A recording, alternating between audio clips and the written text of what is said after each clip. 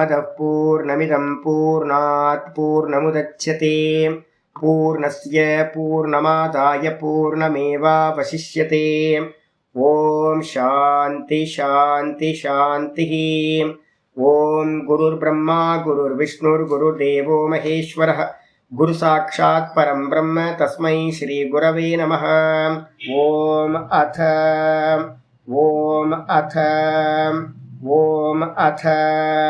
अथ योगानुशासनम्।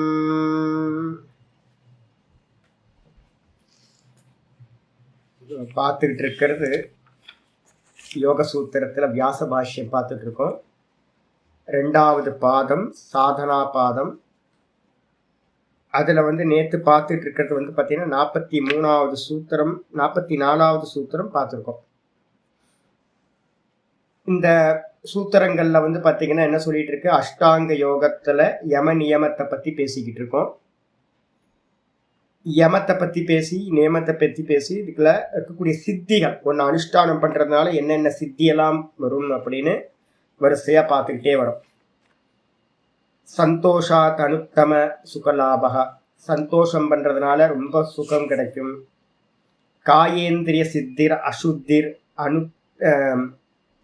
அசுத்திக்ஷயா தபசா, தபஸிலிருந்து பார்த்தீங்கன்னா நல்ல சுத்தியானது உண்டாகும். அதனால காய இந்திரிய சித்தி உண்டாகும். அதுக்கப்புறம் சுவாத்தியாயத்தினால பார்த்தீங்கன்னா இஷ்ட தேவதா அசம்பிரயோகா இஷ்ட தேவதா சம்பிரயோகா, நல்லா பார்த்தீங்கன்னா இஷ்ட தேவதையோட காட்சிகள் திவ்ய காட்சிகள் கிடைக்கும். எதனால அப்படின்னா இந்த சுவாத்தியாயத்தினால அப்படின்னு ஒவ்வொன்றா பார்த்துருக்கோம். இன்னைக்கு பாட்டம் ஆரம்பிக்கிறது பார்த்தீங்கன்னா 45வது சூத்திரம் இன்னைக்கு ஆரம்பிக்குது. சமாதி சித்திர் ஈஸ்வர பிரணிதானாத், சமாதி சித்திர் ஈஸ்வர பிரணிதானாத், சமாதி சித்திர் ஈஸ்வர பிரணிதானாத். ரொம்ப முக்கியமான சூத்திரத்தில் பார்த்தீங்கன்னா இந்த சூத்திரம் ஒன்று. ஈஸ்வர பிரணிதானம் நம்ம பண்றோம்ல, ஈஸ்வர பிரணிதானம்னு பார்த்துருக்கோம். முக்கியமானது அந்த ஈஸ்வர பிரணிதானத்திலிருந்து பார்த்தீங்கன்னா என்ன உண்டாகும் சுவாமி அப்படின்னா, ஈஸ்வர பிரணிதானத்துக்கு 2 அர்த்தம் பார்த்துருக்கோம்.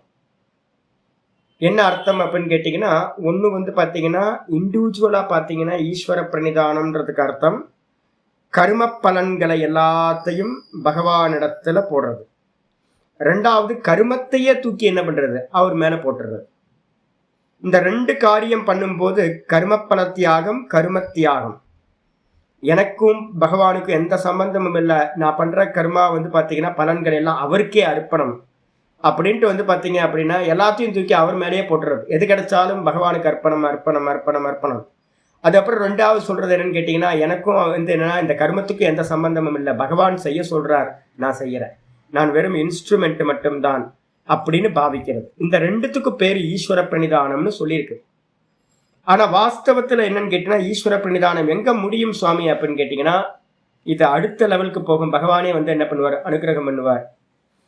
ஓங்காரம் தான் பார்த்தீங்கன்னா ஈஸ்வர பிரணிதானம் அப்படின்றதுக்கு அர்த்தமா சொல்லப்பட்டிருக்கு.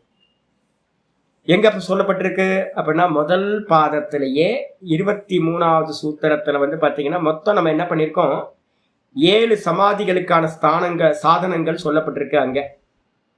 அதுல முதல் சாதனமே என்ன சொல்லியிருக்கு அப்படின்னு கேட்டீங்கன்னா, தஸ்ய வாச்சக பிரணவஹ. அதுக்கு முந்திர சூத்திரம் பார்த்தீங்கன்னா தெரியும், ஈஸ்வர பிரணிதானாத்வா, ஈஸ்வர பிரணிதானாத்வா. அதை எடுத்து இங்க போட்டுக்கணும். 1:22 1:23 ஈஸ்வர பிரணிதானாத்வா. ஈஸ்வரனை பிரணிதானம் செய்வதனாலும் கூட சமாதியானது கிடைக்கும். ஈஸ்வர பிரணிதானத்வா 23 1:23 இருக்கு. அந்த ஈஸ்வர பிரணிதானத்தை எப்படி சாமி பண்ணணும் அப்படின்னு யாராவது கேட்டாங்க அப்படின்னா, அதுக்கு முந்தின சூத்திரம் என்ன சொல்லியிருக்குன்னா, தீவிர சம்வேகானாம் ஆசன்னக அப்படின்னு ஒரு 21வது சூத்திரம் சொல்லுது. நீங்க எந்த காரியத்தை பண்ணினாலும் தீவிரமா பண்ணினீங்கன்னா பலன் இப்பவே கிடைக்கும். ஈஸ்வர பிரணிதானம் அதையும் கூட என்ன பண்ணணும் அப்படின்னு கேட்டா, தீவிரமா பண்ணினீங்கன்னா தீவிர சம்வேகானாம் ஆசன்னக 1:21 சொல்லியிருக்கு. இப்ப நம்ம 9வது அத்தியாயம் படிக்கிறோம்ல, பகவத்கீதையில 9வது அத்தியாயம் எடுத்திருக்கோம். எதுக்காக எடுத்திருக்கோம் அப்படின்னு கேட்டிங்கன்னா, அந்த சமாதி உண்டாகிறதுக்கு நான் சொல்லியிருக்கேன். மூக்க பிடிங்க காதை பிடிங்க எல்லாம் வந்து பார்த்தீங்கன்னா ஒன்று சமாதி நடக்கும். 8வது சாப்டரில் வந்து பார்த்தீங்கன்னா பிராணம் ஆவேஷ சம்யக்குலாம் சொல்லியாச்சு. பிராணனை மேலே ஏற்றி நல்லா வந்து பார்த்தீங்கன்னா சுஷும்னா நாடி வழியாக போய் வந்து பார்த்தீங்கன்னா கபாலம் வழியாக மோட்சத்தை அடையிறது, கபால மோட்சம். அதெல்லாம் முடியாது அப்படின்றவங்களுக்கு தான் நம்ம என்ன பண்ணியிருக்கோம், இன்னைக்கு 2 நாளாக பாடம் ஆரம்பிச்சிருக்கோம். 9வது சாப்டர் பகவத்கீதையில். அதுக்கு என்ன பேர் சொல்லியிருக்கோம் அப்படின்னா, என்ன பிரதானம் அப்படின்னு கேட்டீங்கன்னா பக்தி பிரதானம், பாவ பிரதானம். அந்த பாவத்தை கூட வந்து பார்த்தீங்கன்னா பெரியவங்க எப்படி பண்ணாங்க நீங்க பாருங்க. நாயன்மார்கள் கதைகள்லாம் எடுத்து பாருங்க. மதுரா பிருந்தாவன்ல பார்த்தீங்கன்னா பக்தர்கள்லாம் எப்படி இருந்தாங்கன்னு பாருங்க. பெரியவங்கள்லாம் எல்லா விதத்திலையும் சர்வபாவேன. இன்னைக்கு காலையில கூட வந்து பார்த்தீங்க அப்படின்னா நான் ரொம்ப முக்கியமான ஸ்லோகம் ஒன்று உங்களுக்கு படிச்சு காட்டினேன். தமேவ சரணம் கச்ச.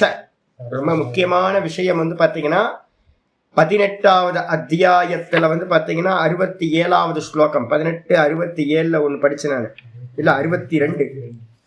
18வது அத்தியாயத்தில் 62வது ஸ்லோகம் ரொம்ப இம்பார்ட்டண்ட்டான ஸ்லோகம் சொல்லியிருக்கேன்.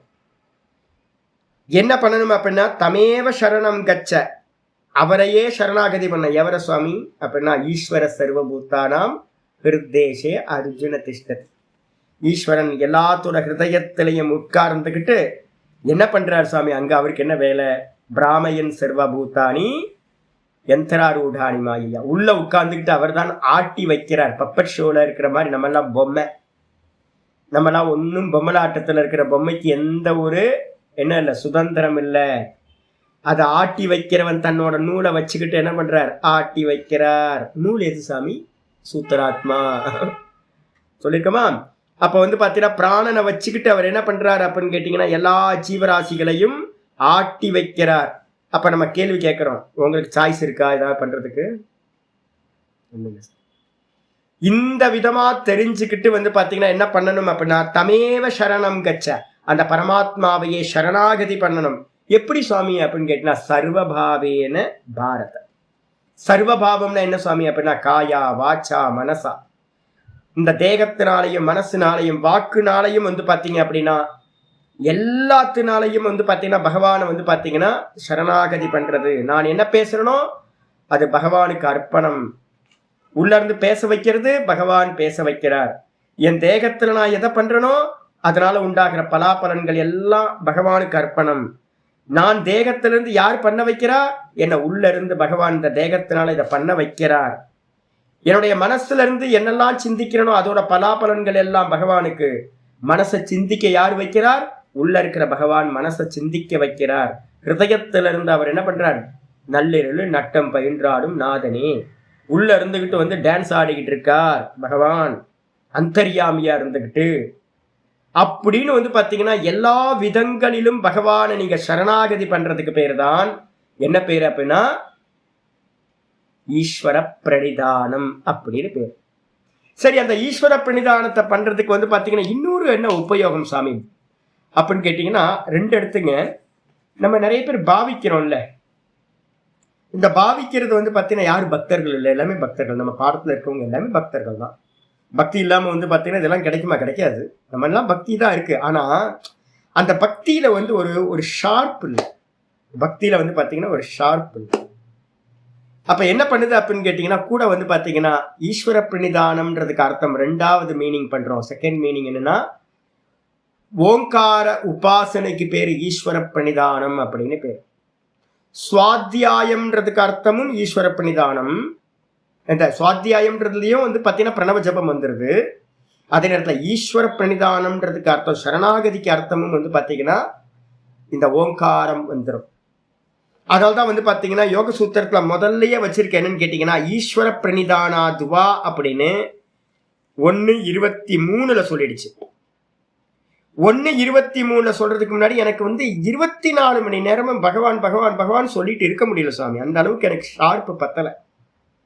அந்த அளவுக்கு புத்தி வந்து பாத்தீங்கன்னா இன்னும் பக்த மகான்கள் மாதிரி எனக்கு இல்லை அப்படின்னும் போது ஒன்றும் பிரச்சனை இல்லை. அதை கொண்டுட்டு வரணும்னா என்ன பண்ணு அப்படின்னா, தீவிரமான மீராபாய் மாதிரியோ நந்தனார் மாதிரியோ என்னால் பக்தி பண்ண முடியல சாமி. அப்படி பண்ண முடியல அப்படின்னும் போது நம்ம என்ன பண்றோம், பிளான் பி. என்ன பிளான் பின்னு சேர்த்தீங்கன்னா கூட வந்து பார்த்தீங்கன்னா ஓங்காரத்தை சேர்த்துக்கிறது. அதுவும் பக்தின்னு தான் பேரு. ஈஸ்வர பிரணிதானம் பண்ணணும். என்ன பண்ணணும் அப்படின்னு கேட்டா தஸ்ய வாச்சகா பிரணவா சொல்லியிருக்கா. அவருடைய வாச்சகம் வந்து பார்த்தீங்கன்னா அவரோட பேர் வந்து பார்த்தீங்கன்னா பிரணவம் 1:27 சொல்லிச்சு. அதை என்ன பண்ணணும் சுவாமி அப்படின்னு கேட்டா ஓங்காரத்தை என்ன பண்றது, பிரணவத்தை என்ன பண்றது, தஜபஸ் ததர்த்த பாவனம். அந்த ஓங்காரத்தை ஜபிச்சுக்கிட்டே அவரையே சிந்தனை பண்ணணும். இது எங்க சுவாமி இருக்கு, 8வது அத்தியாயத்துல போன அத்தியாயத்துல பார்த்தோமா 13 8:13 பார்த்தீங்கன்னா தெரியும். ஓம் இத்யேகாக்ஷரம் பிரம்ம வியாகரன் மாம் அனுஸ்மரன். 8:13 பகவத்கீதையில நம்ம இப்பதான் பார்த்து முடிச்சிருக்கோம். ஓம் இத்யேகாக்ஷரம் பிரம்ம, ஓம் தான் அந்த ஏகாட்சரம், ஈஸ்வரன் ஓங்காரம் தான். என்ன பண்ணணும், வியாகரன். வியாகரன் அர்த்தம் உச்சாரையன். நல்லா ஓம் ஓம் ஓம்னு சொல்லிக்கிட்டே என்ன பண்ணணும் அப்படின்னு கேட்டீங்கன்னா அவனையே ஸ்மரணம் பண்ணணும். ஸ்மரணம் பண்ணிக்கிட்டே வந்து பார்த்தீங்கன்னா எவன் இந்த தேகத்தை விடுறானோ அவன் பரமகதியை அடைகின்றான் சொல்லியிருக்கா. அப்ப இங்க வந்து பாத்தீங்க அப்படின்னா என்ன சொல்லுது அப்படின்னா இந்த ஈஸ்வர பிரணிதானம் சொல்லக்கூடியதை பண்ணணும் அப்படின்னா அப்ப ஈஸ்வர பிரணிதானத்துல 2 எடுத்துக்கணும். ஒண்ணு வந்து காயா வாச்சா மனசா, இந்த 3 பலன்களை எல்லாத்தையும் சமர்ப்பணம் பண்றது, அதுக்கப்புறம் கர்மத்தையே சமர்ப்பணம் பண்றது. இதுக்கு பேரு கர்மப்பல தியாகம். அதுக்கப்புறம் கர்ம தியாகம் எங்க சொல்லப்பட்டிருக்கு, 3வது அத்தியாயத்துல 9:19 வந்து பாத்தீங்கன்னா சொல்லுச்சு கர்ம பல தியாகம். 3:30 வந்து பாத்தீங்கன்னா கர்ம தியாகம் சொல்லுச்சு. அப்ப வந்து பாத்தீங்கன்னா 3:9 3 வந்து பாத்தீங்க அப்படின்னா 19. அதே மாதிரி 3ல வந்து பாத்தீங்க அப்படின்னா 30ல கர்ம தியாகத்தையே பண்ண சொல்லியிருக்கு. கர்மத்தை எல்லாத்தையும் பகவான் பண்றார், நான் பண்ணல. என்ன பேச வைக்கிறார். உள்ள இருந்துகிட்டு நான் பேசுறேன், நான் பேசல, அவர் பேச வைக்கிறார். நான் பண்ணல, அவர் பண்ண வைக்கிறார். அப்படின்னு வந்து பாத்தீங்கன்னா எல்லா விஷயத்தையோட முதல்ல நடக்குமா, நடக்காது. கல்டிவேட் பண்ணணும். மெதுவா மெதுவா மெதுவா எல்லாத்தையும் கல்டிவேட் பண்ணி பாவிச்சு பாவிச்சு பாவிச்சு கல்டிவேட் பண்ணணும்.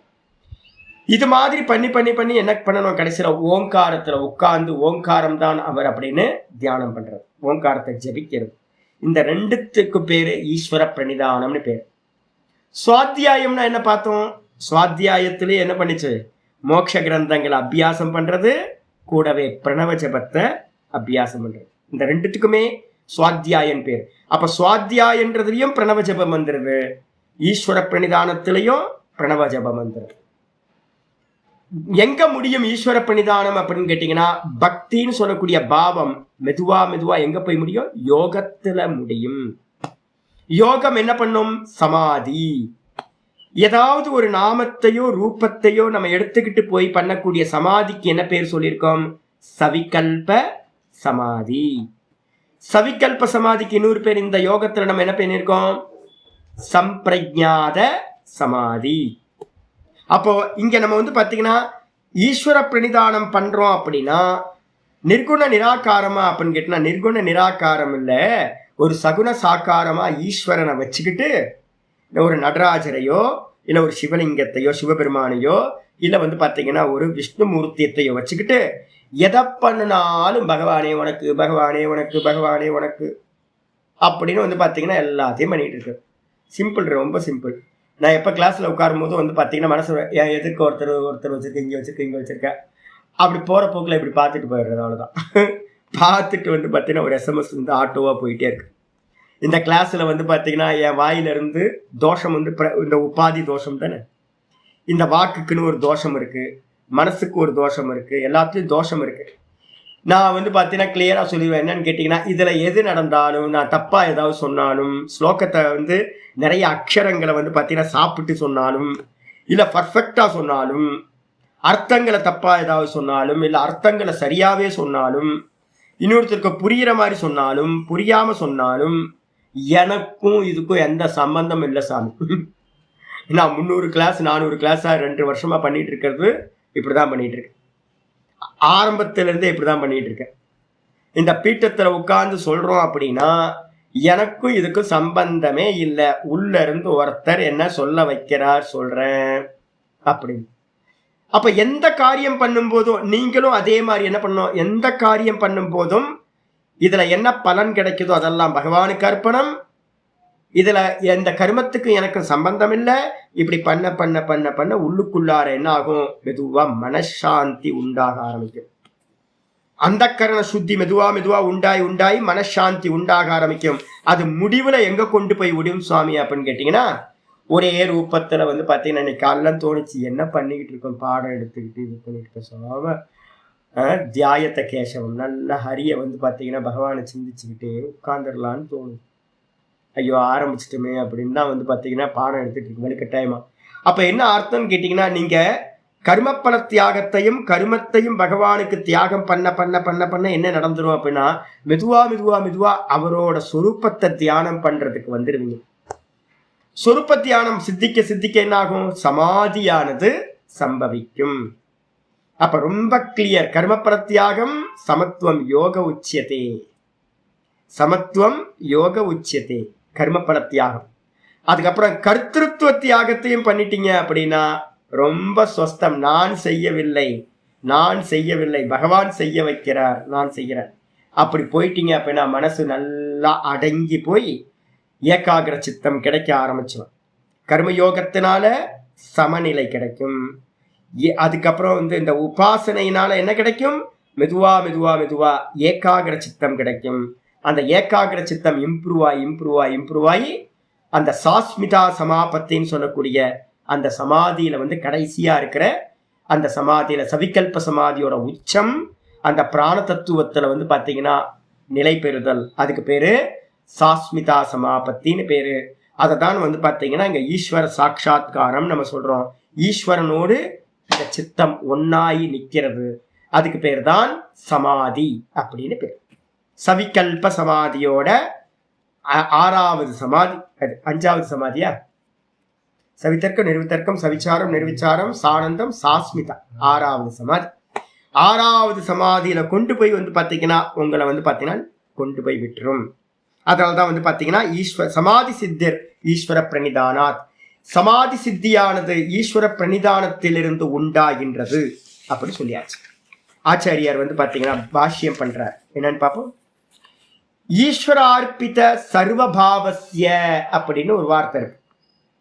ஈஸ்வர அர்ப்பிதஸ்ய சர்வபாவஸ்ய, எல்லா பாவத்தினாலும் ஈஸ்வரனை பாத்தீங்க அப்படின்னா ஈஸ்வரனை பாத்தீங்கன்னா என்ன பண்றது, பாவிக்கிறது. எல்லா பாவத்தினாலும் என்ன சுவாமி, எல்லா பாவம்னா என்ன சுவாமி அப்படின்னு யாராவது கேட்டாங்க அப்படின்னா சொல்லணும். என்னன்னு கேட்டீங்க அப்படின்னா, ஒரு கீதால பாத்தீங்கன்னா அந்த 61 எடுத்து பார்த்தா தெரியும். ஆச்சாரியர் பாத்தீங்கன்னா சர்வபாவேன அப்படின்றதுக்கு என்ன பண்றார், அர்த்தம் பண்றார் அப்படின்னு கேட்டீங்கன்னா சொல்ற, சர்வபாவம்ன்றதுக்கு அர்த்தம் சர்வாத்மனா ஹே அப்படின்ற, பகவான் தான் எல்லாமா இருக்கார் அப்படின்னு பாக்குறது. சர்வபாவம்னு என்ன அர்த்தம், நான் பார்க்கறது கேட்கறது எதெல்லாம் இருக்கோ எல்லாம் பகவான் தான்.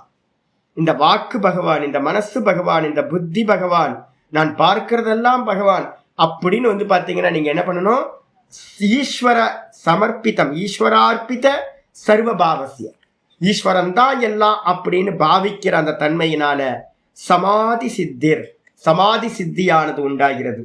யயா சர்வம் ஈப்சிதமம் அவிதத்தம் ஜானாதி. சரி, அதனால என்ன சுவாமி உண்டாகும், சமாதியை வச்சுக்கிட்டு என்ன பண்ணலாம் சுவாமி அப்படின்னா, நம்ம ஆசைப்பட்ட அனைத்தையும் சர்வம் ஈப்சித தமம். ஈப்சித தமம்னா என்ன அர்த்தம், ஆசைக்கு பேரு ஈப்சிதம்னு பேரு, தமம்னா பெருசு. நீங்க எதையெல்லாம் மிகப்பெரிய விஷயங்கள்லாம் ஆசைப்படுறீங்களோ அந்த எல்லா விஷயத்தையும் பாத்தீங்கன்னா அந்த சமாதியை அடைந்தவன் ஜானாதி அறிகின்றான். அப்ப பாத்தீங்கன்னா நீங்க ஆசைப்பட்டது எல்லாத்தையும் அறிய முடியும் உங்களால, அந்த சாமர்த்தியம் வந்துடும். எந்தெந்த இடத்துல, தேசாந்தரே தேகாந்தரே காலாந்தரேச்ச.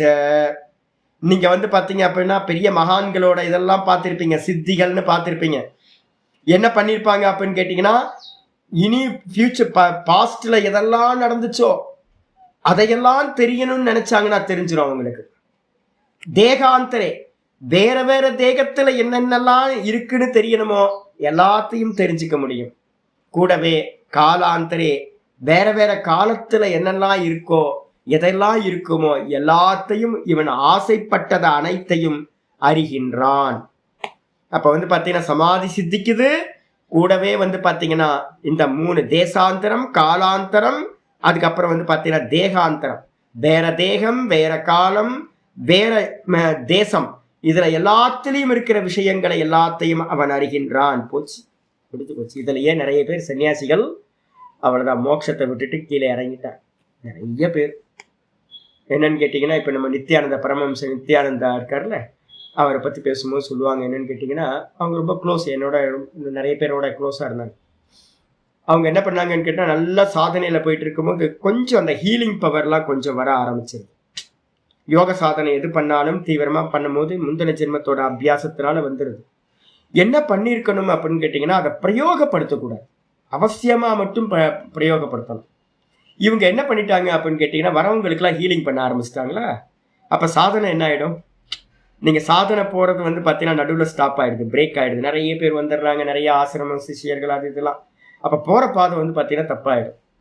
சாஸ்திரத்துல பாத்தீங்கன்னா ஒரு புராணத்துல ஒரு கதை சொல்லியிருக்கு. என்ன அப்படின்னு கேட்டீங்கன்னா, ஒரு முனிவர் உட்கார்ந்து தபஸ் பண்ணிக்கிட்டு இருந்தார். அவருக்கு சித்தி ஆயிடுச்சு.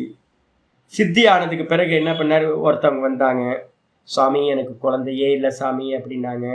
சாமியார் என்ன பண்ணாரு அப்படின்னா, ஒரு தாடியில ஒரு முடியை பிச்சு இழுத்து கொடுத்தார். இல்லை ஒரு தலைமுடியை பிடிச்சி தன்னோட ரோமத்தை எடுத்து இதா கொண்டு போ, உனக்கு குழந்தை உண்டாயிருட்டார்.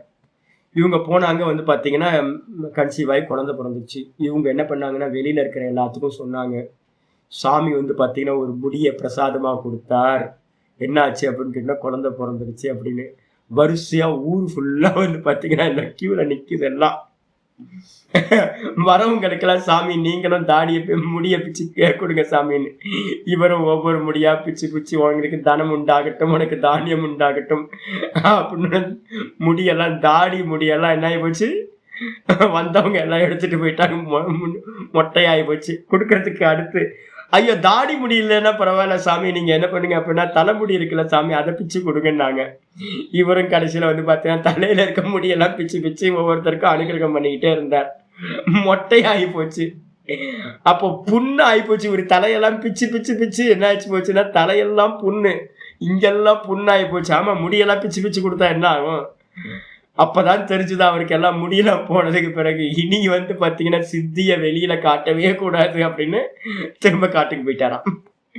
இதே மாதிரி சித்திய காட்டினீங்கன்னா மக்கள் என்ன பண்ணுவாங்க தெரியுங்களா?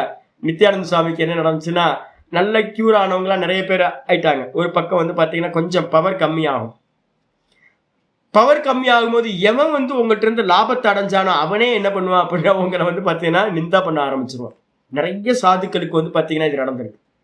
அதனால என்ன பண்ணணும் அப்படின்னு கேட்டீங்கன்னா, சமாதி சித்தி பாத்தீங்கன்னா என்னது, சகுனத்துல ஒண்ணு நடக்குது அப்படின்னா அதுக்கப்புறம் நிர்குணத்துக்கு போற வரைக்கும் பாத்தீங்கன்னா நிக்க கூடாது. ஈஸ்வர பிரணிதானம் சகுனத்துல முடிஞ்சாலும் நிர்குணத்து வரைக்கும் நம்ம போகணும். அதை பிரயோகப்படுத்த ஆரம்பிச்சீங்கன்னா என்னாகும், சம்சாரத்துல போய் மாட்டிப்பீங்க. ஏத்தே அந்தராயாக வரப்போது சூத்திரம் பாத்தீங்கன்னா வைக்கிறார். இந்த சித்திகள் எல்லாமே பாத்தீங்கன்னா அந்தராயங்கள் அப்படின்னா உங்களுடைய மோட்ச மார்க்கத்துல பாத்தீங்கன்னா தடைகளா உண்டாகும்.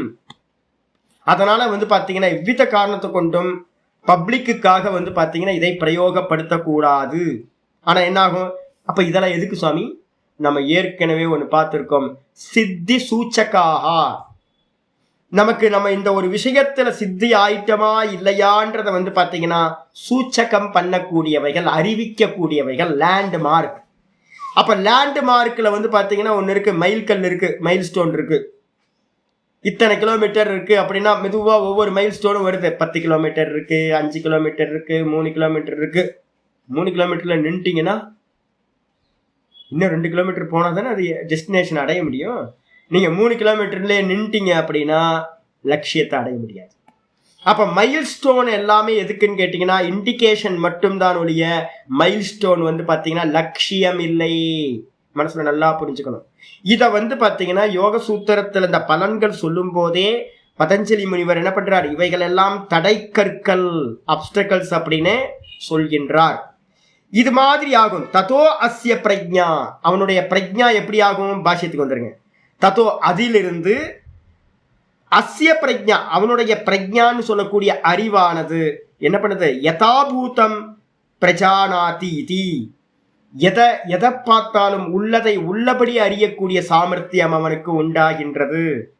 அப்ப என்ன அர்த்தம்? எதை நினைச்சாலும் பாத்தீங்கன்னா லௌகிகத்துல இருக்கிற எதை நினைச்சாலும் அவன் உள்ளதை உள்ளபடி அவன் அறிய முடியும். எந்த தேசத்துல, எந்த காலத்துல, எந்த தேகத்துல இருந்தாலும் எந்த விஷயங்களை நினைச்சாலும் அவனால் அறிந்து கொள்ளக்கூடிய சித்தி அந்த ஈஸ்வர பிரணிதானத்தினால் உண்டாகும். ஈஸ்வரனாவே இவன் ஆகின்றான். ஈஸ்வரனோட சமாதி நடக்கும்போது ஈஸ்வரனா ஆகின்றான். ஆயிடுச்சு. இதுக்கப்புறம் ஆச்சாரியர் என்ன பண்றார்? இதோட யம நியமங்களை பத்தின விஷயம் பூர்த்தி ஆகுது. சாமி, இந்த யம நியமங்கள் எல்லாமே உபனிஷத்துல எல்லாம் இல்ல சாமி அப்படின்னு கேட்டீங்க அப்படின்னா, உபனிஷத்துல 108 உபனிஷதங்கள்ல பாத்தீங்க அப்படின்னா நிறைய உபனிஷதங்கள் அஷ்டாங்க யோகத்தை பிரதிபாதனம் பண்ணுது. யோக தத்துவ உபனிஷத்துன்னு ஒரு உபனிஷத்து, அதுல பாத்தீங்கன்னா இப்ப நம்ம பேசிக்கிட்டு இருக்கிறது எல்லாம் யோக தத்துவ உபனிஷத்துல இருக்கு. 24வது மந்திரம், 25வது மந்திரம். யமஸ்ச நியமஸ்சைவ ஆசனம் பிராண சம்யமஹ பிரத்யாஹாரோத்தாரணாச்ச தியானம் ப்ரூமத்யே ஹரிம் சமாதி சமதாவஸ்தா சாஷ்டாங்கோ யோக உச்யதே. 8 அங்கங்களோடு கூடியது பாத்தீங்கன்னா யோகம் என்று சொல்லப்படுகின்றது. யோக தத்துவ உபனிஷத்துல 24, 25 2 ஸ்லோகங்கள்ல சொல்லுது. யமஸ்ச நியமஸ்சைவ, யமமும் நியமமும், ஆசனம் பிராணாயாமம், பிராண சம்யமஹ, பிராணனை கண்ட்ரோல் பண்றது, பிராணாயாமம் 4. அப்புறம் பிரத்யாகாரம், தாரணா, தியானம். அதுக்கப்புறம் தியானம் எப்படிப்பட்டது? ப்ரூமத்தியே ஹரிம் தியானம், ப்ரூவோர் மத்தியே பிராணமாவேசிய சம்யக்கு பார்த்தாலும் 8வது சாப்டர்ல. அப்ப ப்ரூவ மத்தியில பாத்தீங்கன்னா ஹரிய பாத்தீங்கன்னா தியானம் பண்றது. அது அப்புறம் சமாதி, சமாதினா என்ன அர்த்தம்? எதை தியானிக்கிறோமோ அதோட சமநிலை, சமதாவஸ்தா. இது மாதிரி பாத்தீங்கன்னா 8 அங்கங்கள் பாத்தீங்கன்னா சாஷ்டாங்கோ யோக உச்சியதே அப்படின்னு யோக தத்துவோபனிஷத்துல சொல்லியிருக்கு. இதுக்கப்புறம் ஆச்சாரியர் என்ன பண்றாரு அப்படின்னு கேட்டீங்கன்னா, யம நியமங்களை பண்ணதுக்கு பிறகு, யம நியமங்கள் எல்லாமே வேதாந்தத்துல வேற வேற டெர்மினாலஜில இருக்கும். சிலது அப்படியே இருக்கும், சிலது பாத்தீங்கன்னா வேற டெர்மினாலஜில இருக்கும். எல்லாம் பேஸ்ன்னு வச்சுக்கோங்க. யம நியமங்கள் இல்லாம வேற எதை பண்ணினாலும் பலன் கொடுக்காது. ஒரு லைசன்ஸ் மாதிரி சொன்னதுக்கு பிறகு பாத்தீங்கன்னா யமம் நியமம். அதுக்கப்புறம் அஷ்டாங்கத்துல 3வது அங்கம் இது ஆசனம். முக்கியமானதுக்கு வந்துடுறோம். ஆசனம்னா என்ன சுவாமி அப்படின்னு கேட்டா, ஆச்சாரியர் ஒரு பாஷ்யம், ஒரு அவதாரிக்கை எழுதுறார். உக்தாஹா சக சித்திபிஹி யம நியமாக. என்னன்னு கேட்டீங்கன்னா, உக்தாஹா சொல்லப்பட்டது எது அப்படின்னு கேட்டீங்கன்னா, சித்திகளோடு கூடி, சக சித்திபிகி சித்திகளோடு கூடி யம நியமங்களானது இதுவரை சொல்லப்பட்டு விட்டது, சொல்லியாச்சு. இப்ப என்ன சொல்ல போறீங்க? ஆசனாதீனி வக்ஷியாமக. இனி நாம் என்ன பண்ண போறோம்? ஆசன முதலியவைகளை சொல்ல போகிறோம். 3வது அங்கங்கள்ல இருந்து சொல்ல ஆரம்பிக்கிறோம்.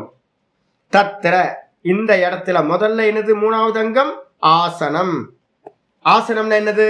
முக்கியமான சூத்திரம் ஞாபகம் வச்சுக்கணும். இதெல்லாம் ஸ்திர சுகமாசனம், ஸ்திர சுகமாசனம், ஸ்திர சுகமாசனம்.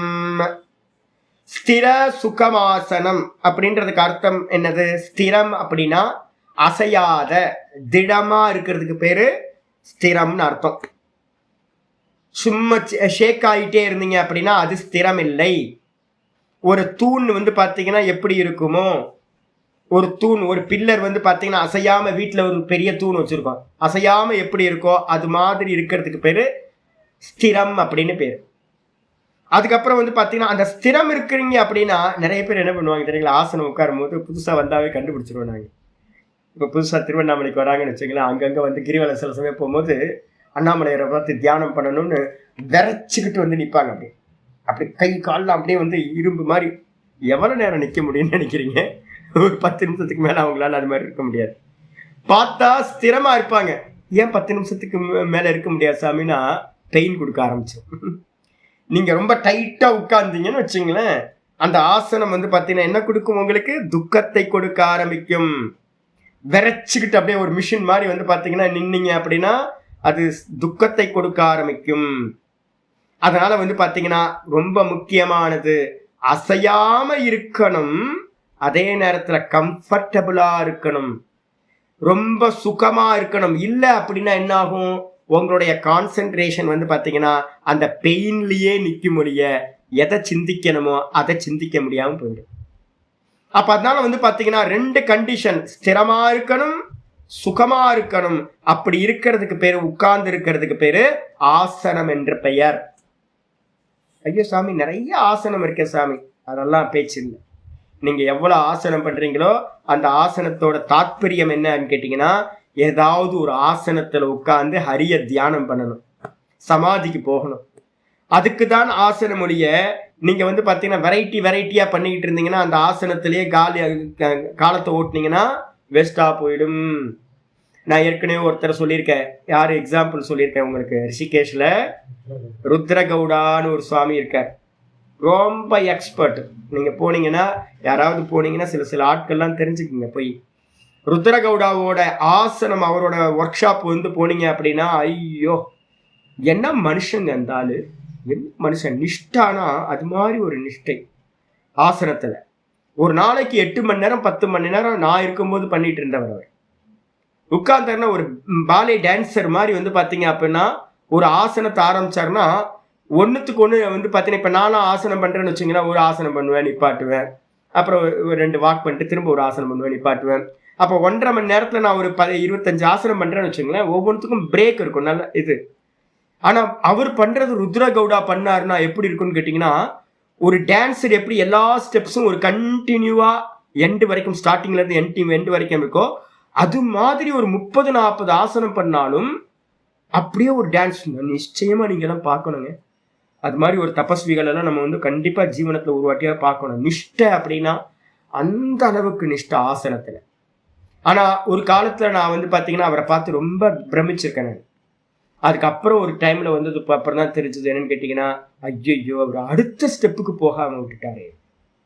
அடுத்த ஸ்டெப் என்னது? ஆசன சித்தியாச்சுனாவே அடுத்தது என்ன வந்துடணும்? பிராணாயாமம்.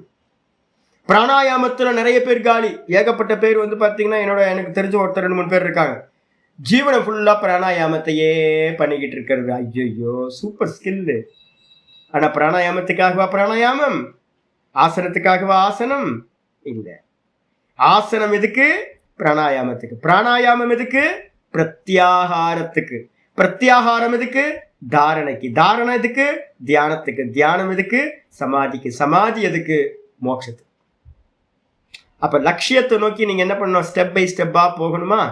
அஷ்டாங்க யோகத்துல ஏதாவது ஒரு அங்கத்திலேயே லைஃப் லாங் அதுலயே நிப்பாட்டிட்டீங்கன்னா, ஊறுபட்ட ஆசனத்தை பண்ணிட்டு இருக்கீங்க அப்படின்னா பர்பஸ் தெரியலன்னு அர்த்தம். அப்ப வந்து பாத்தீங்கன்னா பர்பஸ் என்ன அப்படின்னு கேட்டீங்கன்னா, தியானம் பண்றதுக்கு ஒரு ஆசனம் வேணுங்க. இவ்வளவுதான் சிம்பிள். எப்படி? ஈஸ்வரனை தியானம் பண்றதுக்கு எனக்கு ஒரு ஆசனம் வேணும். அந்த ஆசனம் எனக்கு எப்படி இருக்கணும்? உட்கார்ந்த அப்படின்னா ரொம்ப கம்ஃபர்டபுளா இருக்கணும், சுகமா இருக்கணும். நான் வந்து பாத்தீங்கன்னா பகவானை சிந்திக்கிறதுக்கு எந்த இடையூறும் இல்லாம, தடைகளும் இல்லாம இருக்கணும். அதுக்கு பேர் தான் ஆசனம். அதுக்காக தான் ஆசனம். அப்ப இப்ப என்ன ஆயிப்போச்சு அப்படின்னு கேட்டீங்கன்னா, ஒரே வியாபாரம் ஆயிப்போச்சு ஆசனம் எல்லாம். எதுக்கு பண்றோன்னு தாத்பரியத்தை விட்டுட்டு அங்கேயே ஸ்ட்ரக் ஆகி நின்ட்டாங்க. பழைய ரெக்கார்டு மாதிரி அங்கேயே தின்னுக்கிட்டே இருக்காங்க. அதை தாண்டி வாங்க பண்ண தாண்டி வாங்க வரமாட்டேன்றாங்க. ஒரு அடையாளம் ஆயிடுது. ஆயிடுச்சா? இதுக்கப்புறம் வந்து பாத்தீங்கன்னா ஆச்சாரியார் சொல்றார், ஆசனத்துக்கான பாஷ்யம் பாருங்க.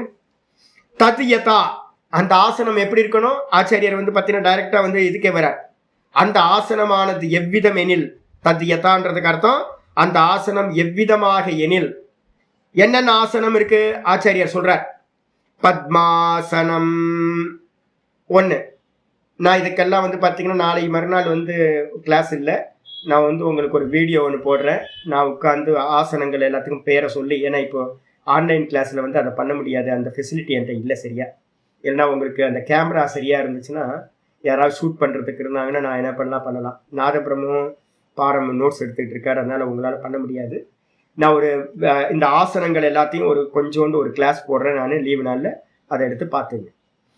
ஆசனத்தில் என்னெல்லாம் வெரைட்டி இருக்கு சுவாமி அப்படின்னா பத்மாசனம், ரெண்டாவது வந்து பார்த்தீங்கன்னா வீராசனம், மூணாவது வந்து பார்த்தீங்கன்னா பத்ராசனம், அதுக்கப்புறம் நாலாவது வந்து பார்த்தீங்கன்னா தண்டாசனம், அதுக்கப்புறம் சோபாஸ்ரயம், அடுத்தது வந்து பார்த்தீங்கன்னா சோபாஸ்ரயம், அதுக்கப்புறம் பரியங்கம். இது வரைக்கும் ஆசனங்கள் வந்து பார்த்தீங்கன்னா சொல்லியிருக்கு. பத்மாசனம்னா என்ன அர்த்தம்?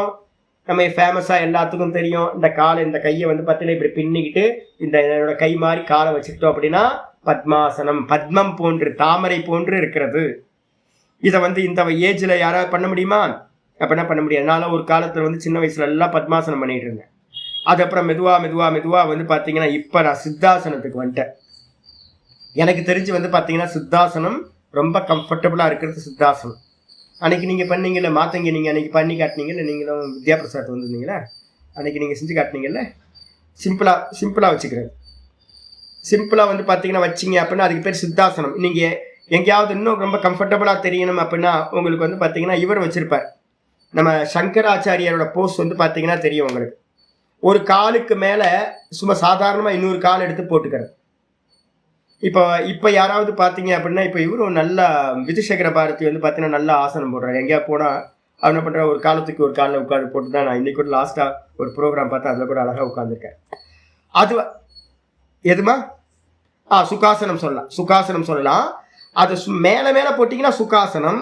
அந்த மேலே போடுற ஒரு கால் இருக்குல்ல அதை எடுத்து உள்பக்கமாக அந்த காலுக்கு நடுவில் இப்படி திணிச்சுக்கிட்டிங்கன்னா அது சித்தாசனம்னு பேர். ஃப்ரீயாக ஒரு காலுக்கு மேலே ஒரு கால் வச்சிங்க அப்படின்னா சுகாசனம். அந்த மேலே போடுற கால் இருக்குல்ல அந்த காலோட இதை உள்பக்கமாக கொஞ்சம் திணிச்சுக்கிட்டீங்க அப்படின்னா ரெண்டு காலுக்கு நடுவில் அதை உள்பக்கமாக திணிச்சுக்கிட்டிங்கன்னா அதுக்கு பேர் சித்தாசனம்னு பேர். இந்த சுகாசனத்தில் என்ன ப்ராப்ளம் இருக்குது அப்படின்னு கேட்டிங்கன்னா, நாங்கள் வந்து பார்த்தீங்கன்னா இப்போ எங்கேயாவது கிளாஸ் எடுக்கிறோம், எங்கேயாவது உட்காந்து பிரவச்சனம் பண்ணணும் இது பண்ணணும் போது சுகாசனத்தில் உட்காந்துக்கலாம். சுகாசனத்தில் உட்காந்துக்கிட்டு வந்து பார்த்தீங்கன்னா பண்ணலாம். ஆனால் என்ன ப்ராப்ளம் வரும் அப்படின்னா, ஒரு நீங்கள் கண்ணை மூடி ரொம்ப நேரம் உட்காடுறீங்கன்னு வச்சுக்கோங்க, ஒரு அரை மணி நேரம் கழிச்சு இந்த மேலே போட்டிருக்க கால் இருக்குல்ல, நீங்கள் தியானத்தில் நல்ல ஜபத்திலேயோ தியானத்திலேயோ பண்ணும்போது இந்த கால் வந்து பார்த்தீங்கன்னா தன்னால் கீழே போயிடும், விழுந்துடும். நம்ம கான்சியஸ்னஸ் இல்லாமல் வந்து பார்த்தீங்கன்னா கீழே இறங்கிடுது. நீங்கள் பார்த்தீங்கன்னா தெரியும். ஒரு காலுக்கு மேலே ஒரு காலை வச்சிங்கன்னா பேசும்போதெல்லாம் அவேர்னஸோடு இருப்போம், நம்ம மேலே வச்சுருப்போம். ஜபம் பண்ணிக்கிட்டே இருக்கும்போது தன்னால் நழுவி போயிடும். எப்படி வந்து பார்த்தீங்கன்னா ஜபமாலை யாராவது பண்ணிகிட்டு இருக்கவங்க தெரியும், நல்லா டீப்பாக ஜபமாலை பண்ணிக்கிட்டே இருக்கீங்கன்னு வச்சுங்களேன், நான் இன்னும் கையை விட்டு சில சமயம் நழுவி போயிடும். அது மாதிரி இந்த காலும் வந்து பார்த்தீங்கன்னா நழுவி போகும். அதனால் வந்து பார்த்தீங்கன்னா நாங்கள் என்ன பண்ணுவோம், இப்போ விதுசேகர பாரதி சுவாமி வந்து பிரவச்சனம் ஒன்று பண்ணுறாரு அப்படின்னா உட்காந்துட்டு கேட்டுட்டு இருக்காரு, மற்றவங்க பேசுறது எல்லாத்தையும் விவகாரம் பண்ணிட்டு இருக்காரு. அப்போ வந்து பார்த்தீங்கன்னா சுகாசனம் கரெக்ட், நீண்ட நேரம் உட்கார்ந்துருக்கலாம். ஆனால் வந்து பார்த்தீங்கன்னா என்ன பண்ணணும், நீங்கள் அதே சுகாசனத்தை மேலே காலை போடணும். ஒன்றுக்கு மேலே ஒன்று காலை போட்டு இந்த காலை எடுத்து தூக்கி உள்பக்கம் இப்படி திருப்பிக்கிட்டிங்கன்னா லாக் ஆகிடும். இப்படி இருக்கும், ஒரு கால் இப்படி இருக்கும், இன்னொரு கால் வந்து இப்படி உள்ள லாக் ஆகும். இப்படி லாக் ஆயிடுச்சு அப்படின்னா அதுக்கு பேர் சித்தாசனம்னு பேர். அந்த சித்தாசனம் என்ன பண்ணுன்னா ஒரு லாக் ஆன மாதிரி இருக்கும். உங்கள் பாடியை வந்து பார்த்தீங்கன்னா ஃபிட்டாக நீங்கள் எவ்வளோ நேரம் வந்து பார்த்தீங்கன்னா கண்ணை மூடி தியானம் பண்ணாலும் உங்களுக்கு வந்து பார்த்தீங்கன்னா அது கலைஞ்சி போகாமல் இருக்கும். இப்போ நாங்கள்லாம் வந்து பார்த்தீங்கன்னா பத்மாசனம் இப்போ பண்ணுறதில்ல. ஏன்னா ஒரு ஏஜுக்கு மேலே பத்மாசனம் என்ன ஆகும்னு கேட்டிங்கன்னா ஒரு பெயின்ஃபுல் ஆகும். நம்மளோட இந்த போன் எல்லாம் அவ்வளோ ஃப்ளெக்சிபிளாக இருக்காது.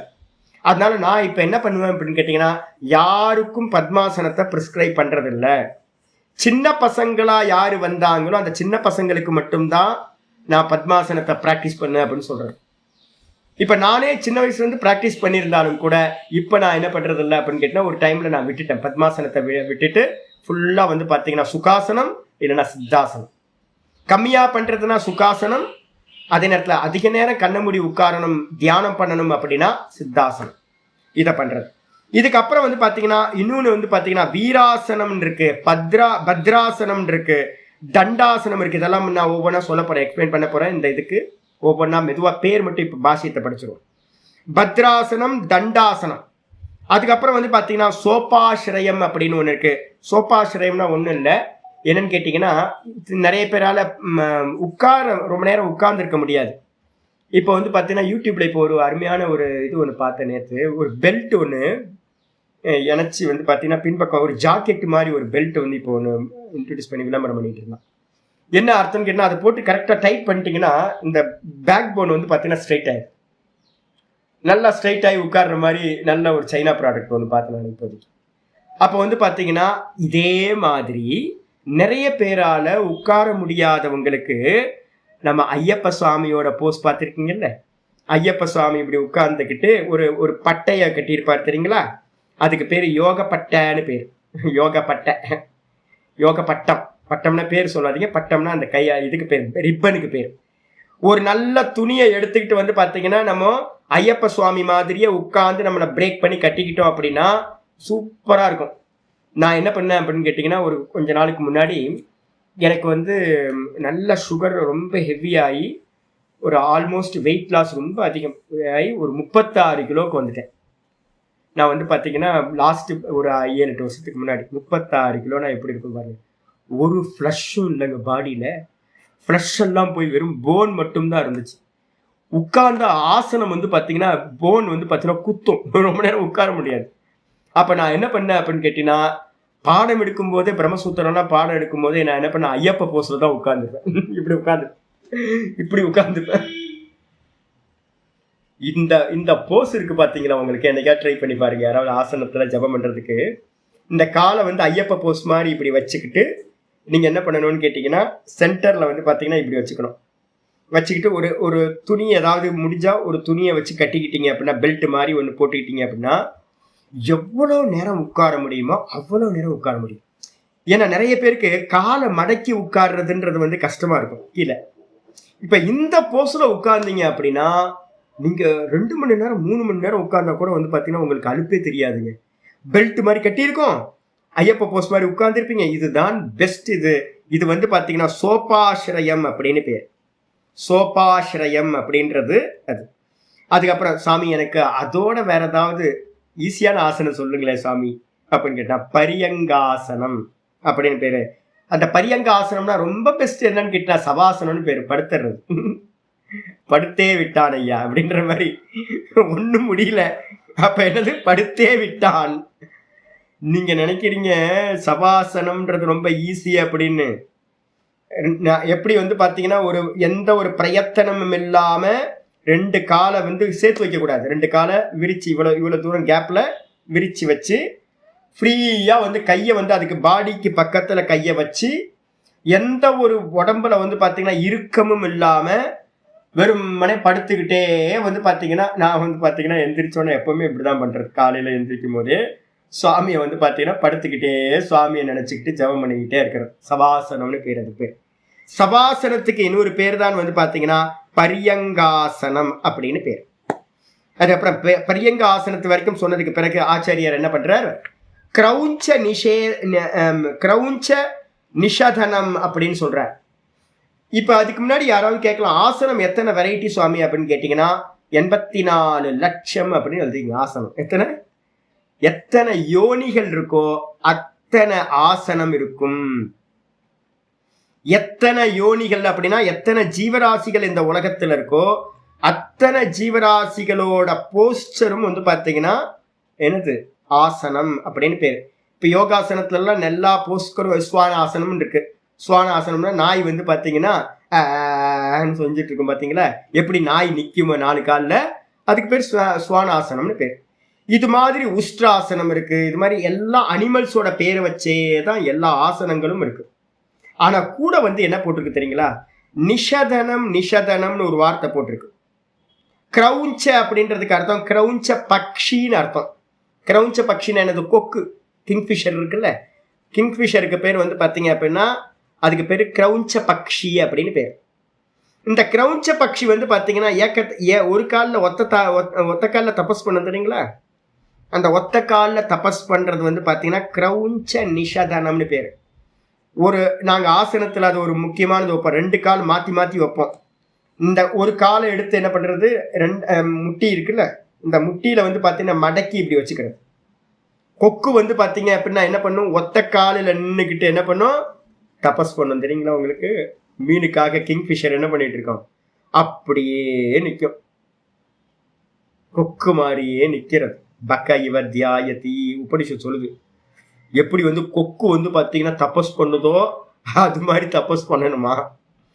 அந்த கொக்கோட போஸ்டருக்கு பேரு கிரௌஞ்ச நிஷதனம்னு பேரு. நிஷதனம்ன்றதுக்கு அர்த்தம் என்ன அப்படின்னு கேட்டீங்கன்னா ஓய்வெடுத்தல் அர்த்தம். நிஷன்ன நிஷன்னன்றதுல இருந்து நிஷதனம் அப்படின்ற வந்திருக்கு. என்னன்னு கேட்டீங்கன்னா எல்லாம் ரெஸ்ட் எடுக்கிறது. ஒரு கொக்கு வந்து பாத்தீங்கன்னா எந்த ஒரு இதுவும் இல்லாம பிரயத்தனம் இல்லாம ரொம்ப ஈஸியா வந்து பாத்தீங்கன்னா எப்படி இருக்கும், அப்படியே நின்றுட்டு இருக்கும். இப்படியே நின்றுட்டு இருக்கும், எந்த அசைவும் இல்லாம. இதே மாதிரி இருந்தோம்னா அதுக்கு பேர் வந்து பாத்தீங்கன்னா கிரௌஞ்ச நிஷதனம்னு பேர். இதுக்கு அடுத்தது ஆச்சாரியர் சொல்றாரு ஹஸ்தி நிஷதனம். ஹஸ்தி நிஷதனம்னா என்ன சுவாமி அப்படின்னு கேட்டீங்கன்னா, நாங்க வந்து பாத்தீங்கன்னா ஒரு ஒரு சேட்டுக்கள்கிட்ட எல்லாம் போனீங்கன்னு வச்சுங்களேன், சேட்டுங்க வந்து பாத்தீங்கன்னா அந்த கந்து வட்டியெல்லாம் கொடுக்குற சேட்டுங்கெல்லாம் இருப்பாங்கல்ல, என்னது புரோக்கர், பான் புரோக்கர்னு சொல்லுவோம்ல, அவங்ககிட்ட எல்லாம் பாத்தீங்க அப்படின்னா ஒரு பெரிய தலையணை வச்சிருப்பாங்க, ரவுண்ட் ரவுண்டா பில்லோஸ் வச்சிருப்பாங்க. வச்சுக்கிட்டு அந்த சேட்டு வந்து பாத்தீங்கன்னா முக்கியமா வந்து ராஜஸ்தானியா இருந்தாலும் நிறைய லஸ்ஸியை சாப்பிட்டு குண்டா தான் இருப்பாங்க. நல்ல லஸ்ஸியை உள்ள விட்டு ஒரே ஃபேட்டு. ஒரு 45-50 வயசுல இருக்க சேட்டு எப்படி இருப்பார், நல்ல உடம்பு, பெரிய உடம்பா இருக்குமா. அவர் என்ன பண்ணுவார், காலையில வந்தோடனே மெதுவா அந்த தலையணை லைட்டா சாய்வார், அதுக்கப்புறம் ஃபுல்லா சாஞ்சிருவார். இந்த தலையணையில சாஞ்சி ஒரு பக்கம் போஸ் கொடுப்பீங்கல்ல, யாரு அப்படின்னு கேட்டீங்கன்னா இப்ப பகவான் நம்ம கணபதி எல்லாம் கூட அது மாதிரி அழகான போஸ் ஒண்ணு வச்சிருக்கு. சாஞ்ச மாதிரி ஒரு திண்டுல சாஞ்சிக்கிட்டு கணபதியோட போஸ் பாத்தீங்க அப்படின்னா, இதே மாதிரி யானை என்ன பண்ணுமா, ஏதாவது ஒரு மேடு, மண்ணோட மேடு எங்கேயாவது இருந்துச்சுன்னா என்ன பண்ணுமா, சாஞ்சி இருந்துகிட்டு வந்து பாத்தீங்கன்னா ரெஸ்ட் எடுக்குமா. அந்த யானை ரெஸ்ட் எடுக்கிற போஸ்ல இருக்கிறதுக்கு பேர் என்ன பேர் அப்படின்னா, முக்கியமான போஸ் என்னன்னு கேட்டீங்கன்னா, இதுல என்ன முனிவர் அப்படின்னா, ஒரு முனிவர் ஒன்று போஸே இருக்கு. என்ன முனிவர் இப்படி சாஞ்சிருப்பார், என்ன பேர், நல்ல பேர் ஆச்சு ஞாபகத்துக்காரங்க இருக்கு. ஒரு முனிவரோட போஸே வந்து பாத்தீங்கன்னா எப்படி இருக்குன்னா இப்படிதான் இருக்கும். அந்த யானை வந்து சாஞ்சி ரெஸ்ட் எடுக்கிற மாதிரி ஆசனம். இப்ப நம்மளே வந்து பாத்தீங்கன்னா ஒரே இடத்துல இருக்கோம். ஒரே இடத்துல இருக்கும்போது வந்து பாத்தீங்கன்னா மெதுவா மெதுவா மெதுவா மெதுவா பண்ணிக்கிட்டே இருக்கும். உடம்பு கொஞ்சம் இதா இருக்கு, மெதுவா சாஞ்சிக்கிட்டு இப்படி உட்கார்ந்துட்டு அழகா தியானம் பண்ணிட்டு இருக்கலாம். இதுக்கு பேர் வந்து பாத்தீங்கன்னா ஹஸ்தி நிஷதனம்னு பேர். யானை எப்படி ரெஸ்ட் எடுக்குமோ அந்த போஸ்டர். அதுக்கு அடுத்து உஷ்ட்ர நிஷதனம். உஷ்ட்ரன்றதுக்கு அர்த்தம் வந்து பாத்தீங்கன்னா ஒட்டகம். ஒட்டகம் என்ன பண்ணும் அப்படின்னு கேட்டீங்கன்னா, இந்த 2 காலை, நானா இப்ப சில சமயம் உட்காருவேன், இந்த 2 காலை வந்து பாத்தீங்கன்னா சமணம் போட்டு உட்கார்ந்து இருக்கிறது போய் ரொம்ப நேரம் உட்கார்ந்து இருக்கிறதுக்குன்னா சுவாமி முன்னாடி இருக்கணும், காலை நீட்ட முடியாது. ஃப்ரண்ட்ல காலை ஃப்ரண்ட்ல நீட்ட முடியாம காலை சைட்ல வந்து மடக்கி வைக்கிறது. 2 காலையும் பெண்கள் உட்காருவாங்க பெரும்பாலும் நான் பார்த்துருக்கேன். பெண்கள் வந்து ஃப்ரண்ட்ல இப்படி உட்கார்ந்து 2 கால் சைட்ல போயிடும். இப்படி உட்கார்ந்தீங்கன்னா ரொம்ப கம்ஃபர்டபுளா இருக்கும். இதுக்கு பேர் உஷ்ட்ராசனம்னு பேர். மண்டி போட்ட மாதிரியே ஆனா வந்து கால் ஒதுங்கி இருக்கிறது. அதுக்கு பேர் வந்து பாத்தீங்கன்னா அப்படியா, புழுக்க மண்டி கரெக்ட். பழைய பேர்லாம் மறந்து போச்சு, வீட்டில் சொல்றதெல்லாம். வீட்லயே இல்லை, இருந்தா தானே எனக்கு தெரியும். அப்போ வந்து பாத்தீங்கன்னா அந்த கால்களை இப்படி போட்டு உட்கார்றதுக்கு பேர் உஷ்ட்ர நிஷதனம்னு பேர். நீங்க போஸ்டர் ஒன்றும் தேவையில்லை. என்னெல்லாம் இந்த கேமல் வந்து பாத்தீங்கன்னா உஷ்ட்ரனா கேமல், ஒட்டகம். ஒட்டகம் வந்து பாத்தீங்கன்னா எப்படி உட்கார்ந்து இருக்குமோ, ரெஸ்ட் எடுக்குமோ, அசை போட்டுக்கிட்டு இருக்குமோ அது மாதிரி இருக்கிறது. இதுக்கப்புறம் வந்து பாத்தீங்கன்னா சமசம்ஸ்தானம் அப்படின்னு பேர். சமசம்ஸ்தானம்ன்றது வந்து பாத்தீங்க அப்படின்னா, இந்த நீங்க இதுலயே ஒண்ணு வந்து பாத்தீங்கன்னா என்ன பார்த்திருக்கோம், இந்த கிரௌஞ்ச நிஷதனத்துக்கு என்ன பேரு அப்படின்னா அர்ஜுன தபஸ்ன்னு போட்டுங்க. அர்ஜுனன் வந்து பாத்தீங்கன்னா பாசுபத அஸ்திரம் வாங்குறதுக்கு வந்து பாத்தீங்கன்னா கிரௌஞ்ச நிஷதனத்துல தான் ஒத்த காலில் நின்று சிவபெருமானை நோக்கி தபஸ் பண்ணான். ஒரு காலை எடுத்து இந்த இன்னொரு காலுக்கு நடுவில் வந்து பார்த்தீங்கன்னா இப்படி முக்கோண மாதிரி ஆயிடும். காலை எடுத்து இன்னொரு காலில் வச்சுக்கிறது ஏகபாதாசனம். அதுக்கு நிறைய பேர் இருக்கு. இங்கே வந்து பார்த்தீங்கன்னா அதுக்கு பேர் கிரௌஞ்ச நிஷதனம்னு பேர். அதை பண்ணீங்க அப்படின்னா உங்களுக்கு அர்ஜுனன் தபஸ் பண்ண கோலம் அது. அதே மாதிரி இந்த சமஸ்தானம்ன்றது என்ன அர்த்தம்னு கேட்டீங்கன்னா, பாடியில உங்க வந்து பார்த்தீங்கன்னா முக்கியமானது வந்து பார்த்தீங்கன்னா ஆசனத்துல பண்ணும்போது நாங்கள் என்ன பண்ணுவோம், பேலன்ஸ் பண்ணி நிக்கிறதுன்னு ஒன்று இருக்கு. எந்த பிரயத்தனமும் இல்லாம நார்மலா நிக்கிறது. இந்த கைகள் வந்து பார்த்தீங்க அப்படின்னா ஸ்ட்ரைட்டா வந்து பார்த்தீங்கன்னா பூமியை நோக்கி கயிறு நேர பாடியோட சேர்ந்து வச்சுக்கிட்டு எந்த அசைவும் இல்லாம நிக்கிறதுக்கு பேர் வந்து பார்த்தீங்கன்னா சமஸ்தானம்னு பேர்.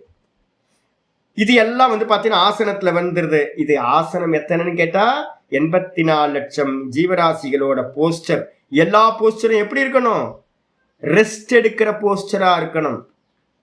அந்த ரெஸ்ட் எடுக்கிற போஸ்டர், நான் வந்து பாத்தீங்கன்னா எனக்கு அடிக்கடி ஃபீவர்லாம் வருமா, எல்லாம் வருமா, நான் என்ன பண்ணுவேன் அப்படின்னு கேட்டீங்கன்னா, இப்படி கர்ப்பத்துல இருக்கிற குழந்தை இருக்குல்ல, கர்ப்பாசனம் அப்படின்னு பேர், அதுக்கு பேரு கர்ப்பாசனம்னு பேரு. நான் என்ன பண்ணுவேன், கர்ப்பாசனத்தை சைட்லயும் பண்ணுவேன், அதுக்கப்புறம் வந்து பாத்தீங்கன்னா தலையில படுத்திருக்கும். இந்த குழந்தை வந்து பாத்தீங்கன்னா இப்படி படுத்துக்கும், ஒரு தலையணை வச்சுட்டு ஒரு படுத்துக்கிட்டோன்னு வச்சுக்கோங்களேன், என்ன கம்ஃபர்டபுளா இருக்கும் தெரியுங்களா உங்களுக்கு? கர்ப்பாசனத்துலதான் நம்ம அதிக காலம் இருந்திருக்கோம். அதிக காலம் நம்ம கர்ப்பாசனத்துல இருந்திருக்கோம்.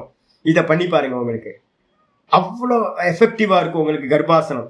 இது மாதிரி வந்து பாத்தீங்கன்னா எண்ணிலடங்காத ஆசனங்கள் இருக்கு. ஆனா நம்ம என்ன பண்ண போறோம் தெரியுங்களா? ஆசனம் பண்றதுக்காக நம்ம வரல. நமக்கு எங்க போகணும்? சமாதிக்கு போகணும். அப்ப சமாதிக்கு போகணும் போது என்ன பண்ணுது அப்படின்னா, அடயோக பிரதீபிகா பிரதானமா 5 சாதனங்களை, 5 ஆசனங்களை சொல்கிறது. என்ன ஆசனங்கள்? ஒண்ணு வந்து பாத்தீங்கன்னா பத்மாசனம். முச்சி மாதிரிங்க நிறைய ஆசனம் பண்ணாலும் வந்து பாத்தீங்கன்னா எதுக்காக அப்படின்னு கேட்டீங்கன்னா, நான் இப்ப வந்து ஒரு 20-25 ஆசனம் 1 மணி நேரம் 1.25 மணி நேரத்துல பண்றேன்னு வச்சுங்க.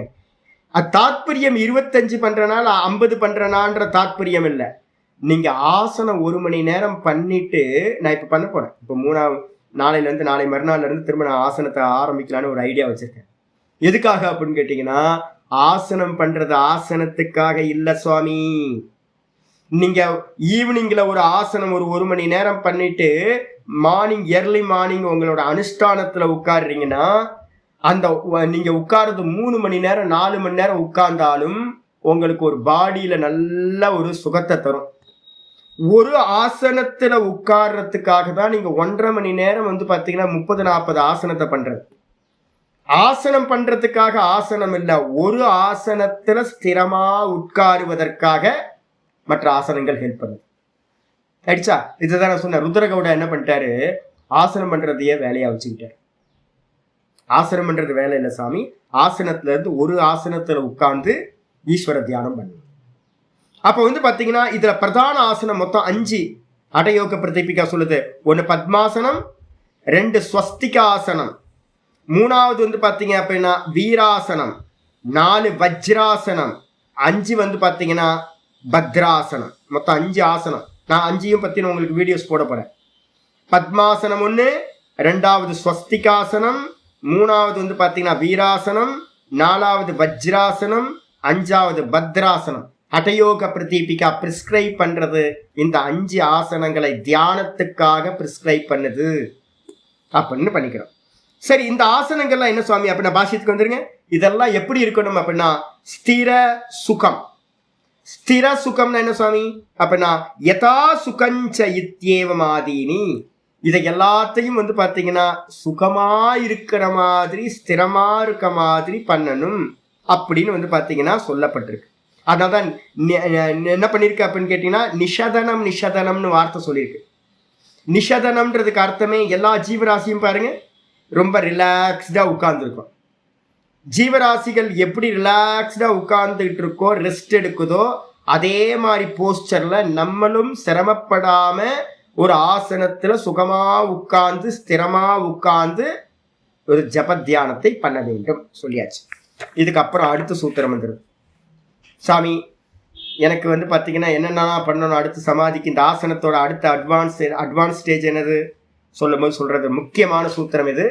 இதை மனசுல எப்பவுமே வச்சுக்கணும். என்னது? 47வது சூத்திரம். பிரயத்ன சைத்தில்ய அனந்த சமாபத்திப்யாம். பிரயத்ன சைத்தில்ய அனந்த சமாபத்திப்யாம். பிரயத்ன சைத்தில்யானந்த சமாபத்திப்யாம். பிரயத்ன சைத்தில்யானந்த சமாபத்திப்யாம். பிரிச்சு சொன்னோம் அப்படின்னா பிரயத்ன சைத்தில்ய, அதுக்கப்புறம் அனந்த சமாபத்தி பியாம். 2 இருக்கு. ஒரு ஆசனம் வந்து பாத்தீங்கன்னா எப்ப சுவாமி சித்தி ஆகும்னு யாராவது கேள்வி கேட்டீங்கன்னா, ஆசன சித்திக்கு இந்த 2 உபாயங்கள் எடுக்கணும். ஆசன சித்தி எப்படி உண்டாகும்? முதல்ல வந்து பாத்தீங்கன்னா பிரயத்தன சிதிலத்தான்னு பேர். பிரயத்தன சிதிலத்தான என்ன அர்த்தம் அப்படின்னு கேட்டீங்கன்னா, அந்த ரஜோகுணம் நம்ம உடம்புல இருக்கா, இந்த ரஜோகுணம் என்ன பண்ணும் அப்படின்னு கேட்டீங்கன்னா, ஒரு இந்த நெர்வ் சிஸ்டத்துல எல்லாத்துலயும் நம்மளுடைய நரம்புகள் எல்லாத்துலயும் ஒரு டைட்னஸை கிரியேட் பண்ணி வச்சிருக்கு. முக்கியமானது வந்து பார்த்தீங்கன்னா, ஒரு ஒரு ஒரு நீங்க ஜிம்முக்கெல்லாம் போனீங்க அப்படின்னா, இல்லை வாக்கிங், ஜாக்கிங், ஸ்கிப்பிங் இது மாதிரியான ஐட்டங்கள்லாம் நீங்கள் பண்ணுறீங்க அப்படின்னா, வெயிட் லிஃப்ட்லாம் பண்ணுறது, இதெல்லாம் பண்ணும்போது உங்களுடைய நாடிகள் எல்லாமே வந்து பார்த்தீங்கன்னா டைட்டாக இருக்கும். நல்லா தெரிஞ்சுங்க. யோகாஸ் நிறைய பேர் என்கிட்ட கேட்டவங்க, 2-3 பேர் லாஸ்ட்டில் கூட கேட்டார், சாமி நான் வந்து பார்த்தீங்கன்னா மார்னிங்கில் வந்து பார்த்தீங்கன்னா யோகாசனம் பண்ணுறேன், ஈவினிங்கில் வந்து பார்த்தீங்க அப்படின்னா ஒர்க் அவுட் பண்ணுறேன் ஜிம்மில். ஐயோ என்ன தப்பாக பண்ணுறீங்க, அது மாதிரிலாம் பண்ணக்கூடாதுங்க அப்படின்னு. ஏன் அப்படின்னு கேட்டிங்கன்னா, நம்ம பண்ணுற எல்லா எக்ஸசைஸ் எல்லாமே என்ன பண்ணுதுன்னு கேட்டிங்கன்னா, நெர்வ் சிஸ்டத்தை எல்லாத்தையும் டைட் பண்ணுறது. நெர்வ் சிஸ்டத்தை டைட் பண்ணிங்கன்னா என்ன பண்ண முடியும், ஒரு நல்ல அத்லெட் என்ன பண்ணுவான், நல்லா ஓடுறது, இது பண்ணுறது, நல்லா ஜாக்கிங் பண்ணுறதெல்லாம் பண்ணுறது எதுக்காகனா காரியத்தில் பண்ண முடியும். ஒரு கர்மத்தை பண்ணுறதுக்கு எக்ஸசைஸ் பண்ணணும். ஆனால் யோகத்தில் போகிறவனுக்கு என்ன பண்ணணும் அப்படின்னா அப்படியே ஆப்போசிட்டு. இந்த நெர்வ் சிஸ்டம் எல்லாமே எப்படி இருக்குன்னா தளர்ந்து போயிருக்கணும், லூஸாக இருக்கணும். முக்கியமானது, உங்கள் பாடி எந்த அளவுக்கு லூஸாக இருக்கோ உங்கள் மனசு அந்த அளவுக்கு லூஸ் ஆகும். எந்த அளவுக்கு இந்த மனசு லூஸ் ஆகுதோ அந்த அளவுக்கு வந்து பார்த்தீங்கன்னா மைண்ட் கான்சென்ட்ரேஷன் அதிகமாகிட்டே போகும். அதனால ஆசனத்தை வந்து பார்த்தீங்கன்னா, நான் சொன்னேன்ல திருவண்ணாமலைக்கு வந்தேன், இல்லை எங்கேயாவது ரமணாசிரமத்துக்கு போனோன்னு வச்சுங்களேன், போன உடனே தெரிஞ்சிடும் புது ஆள் வந்திருக்கான், அவன் வந்து இது எப்படி உட்காரணும்னு கூட தெரியல, ஒரு போஸ் கொடுக்குறான். கோயிலில் பார்த்தீங்கன்னா அங்கங்கே எங்கேயா பெரிய கோயில் எங்கேயா போனீங்கன்னா பார்த்துக்கலாம், கோயிலில் பார்த்தோன்னே யாரோ ஒருத்தர் வந்து இப்படி உட்காந்துருப்பார், அப்படி ஒரு முனிவர் மாதிரி வேஷம் போட்டு அவர் எதுவும் சினிமா பார்த்துருக்காரு, சினிமா பார்த்துட்டு வந்து உட்காடுறாருன்னு தெரியும் நமக்கு. ஆக்சுவலாக ரொம்ப நேரம் உட்கார முடியாது. ஏன் அப்படின்னா அந்த ஸ்டிப்பாக இருக்கீங்க அப்படின்னா என்ன ஆகும்னு கேட்டிங்கன்னா, உங்களுக்கு ஆசனத்தை அதிக நேரம் உட்கார முடியாது. அப்போ ஆசனத்தில் உட்காரணும், நீண்ட நேரம் உட்காரணுன்றவங்க வந்து பார்த்தீங்கன்னா பாடி வந்து பார்த்தீங்கன்னா லூஸாக இருக்கணும். அந்த லூஸாக இருக்கிறதுக்காக தான் வந்து பார்த்தீங்கன்னா என்ன பண்ணுவோம், நான் சொன்னேன்ல 1 மணி நேரம் ஆசனம் பண்ணுறோம். எதுக்கு தெரியுங்களா, மறுநாள் காலையில் நான் பண்ணக்கூடிய ஆசனத்துக்கு, ஒரே ஆசனத்தில் உட்காரல, அதுக்கு ப்ரிப்பரேஷன் தான் ஈவினிங் பண்ணக்கூடிய 1 மணி நேரம் ஆசனம். அப்போ நான் பேக் பெண்டு, ஃப்ரண்ட் பெண்டு எல்லா ஆசனத்தையும் பண்ணுறேன்னு வச்சுங்க. ஆசனங்கள்லாம் வெரைட்டியாக பண்ணுறது எதுக்குன்னா, இந்த நெர்வ் சிஸ்டத்தை எல்லாத்தையும் தளர்ச்சி அடைய பண்ணுறதுக்கு. அந்த தளர்ச்சி அடைய பண்ணுறது என்னது, லூஸ் ஆக்குறது, சிதிலீகரணம் அப்படின்னு பேரு. அதுக்கு என்ன பேரு, சிதிலீகரணம். அப்போ யாராவது வந்து பார்த்தீங்கன்னா நிறைய ஆசனம் பண்ணுறாங்க அப்படின்னா இம்மீடியட்டாக நமக்குள்ளார தோணணும், எதுக்கு ஆசனங்கள் நிறைய பண்ணணும், பாடியோ சிதிலீகரணம் பண்ணுறதுக்கு. சிதிலீகரணம்னா தளர்ச்சி அடைய பண்ணுறதுக்கு. எதுக்கு எதுக்கு தளர்ச்சி அடைய பண்ணணும் கேள்வி கேட்டா இப்போ நிறைய பேருக்கு தெரியாது. அதான் இதுதான் வந்து யோக சூத்திரம் படிக்கணும், சித்தாந்தம் படிக்கணும், ஒரு குருநாதர் மூலமாக ஒழுங்காக படிக்கணும். இந்த நம்ம ருத்ரகவுடா என்ன பண்ணிட்டாருன்னு கேட்டிங்கன்னா, நாள் ஃபுல்லாக பாடியை தளர்ச்சி பண்ணுற வேலையே பண்ணிட்டு இருக்காரு. எனக்கு தெரிஞ்சு வந்து பார்த்தீங்கன்னா பிகே ஐயங்காரோட யோகா இருக்குல்ல, அதுவும் அதே மாதிரி தான். பிகே ஐயங்கார் யோகாவில் வந்து பார்த்தீங்கன்னா விதவிதமாக ஆசனங்கள் பண்ணுவாங்க. ஆனால் எதுக்குன்ற பர்பஸ் வந்து பார்த்தீங்கன்னா விட்டு போச்சு. இதே வந்து நீங்கள் பீகார் ஸ்கூல் ஆஃப் யோகாவோட புக்ஸ் எடுத்து பாருங்க. அவங்க வந்து பார்த்தீங்கன்னா சத்யானந்த சரஸ்வதி என்னோட ஆச்சாரியரோட குருநாதர். அவர் வந்து பார்த்தீங்கன்னா சிவானந்த சுவாமிகிட்டேருந்து வந்தவர். சிவானந்த சுவாமி வந்து பார்த்தீங்கன்னா எல்லாத்துக்கும் லிமிட்டேஷன் கரெக்டாக சொல்லி வச்சிருப்பார். பீகார் ஸ்கூல் ஆஃப் யோகாவில் படிக்கிறவங்க எல்லாம் பார்த்தீங்க அப்படின்னா வெரைட்டியாக பிகே ஐயங்காரோட யோகா மாதிரி இருக்காது. பிகே ஐயங்காரோட யோகா எல்லாமே வந்து பார்த்தீங்கன்னா தளர்ச்சி அடைய வைக்கிறதுக்கு தான். தளர்ச்சி அடைஞ்சதுக்கு பிறகு என்ன பண்ண போறீங்க கேள்வி வருது.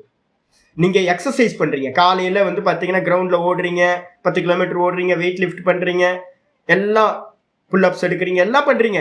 எதுக்கு சாமி அப்படின்னா அன்னைக்கு நாள் ஃபுல்லாக நல்ல உற்சாகமாக காரியம் பண்ணுறதுக்கு. எக்ஸசைஸ் பண்ணிக்கிட்டே இருக்கிறது இல்லை. எக்ஸசைஸ் பண்ணுறது எதுக்குன்னா நல்ல எஃபிஷியன்சியாக பாடியை வந்து பார்த்தீங்கன்னா ஒர்க் அவுட் பண்ணுறதுக்கு, காரியம் பண்ணுறதுக்கு. இப்போ அதே மாதிரி நம்ம கேட்குறோம், ஆசனங்கள் 1 மணி நேரம் பண்ணுறீங்களே, எதுக்காக 1 மணி நேரம் 30-40 ஆசனத்தை பண்ணுறீங்க அப்படின்னு கேள்வி கேட்டால் முதல் காரியம் என்னன்னு கேட்டிங்கன்னா, ஆசனம் பண்ணுறதுனால பிரயத்தன சைத்தல்யத்தை அடையிறதுக்கு. பிரயத்தன சைத்தல்யம்னா என்ன சுவாமி அப்படின்னு யாராவது கேட்டாங்க அப்படின்னா ஒரு லட்சணம் எழுதிங்க, முக்கியமானது.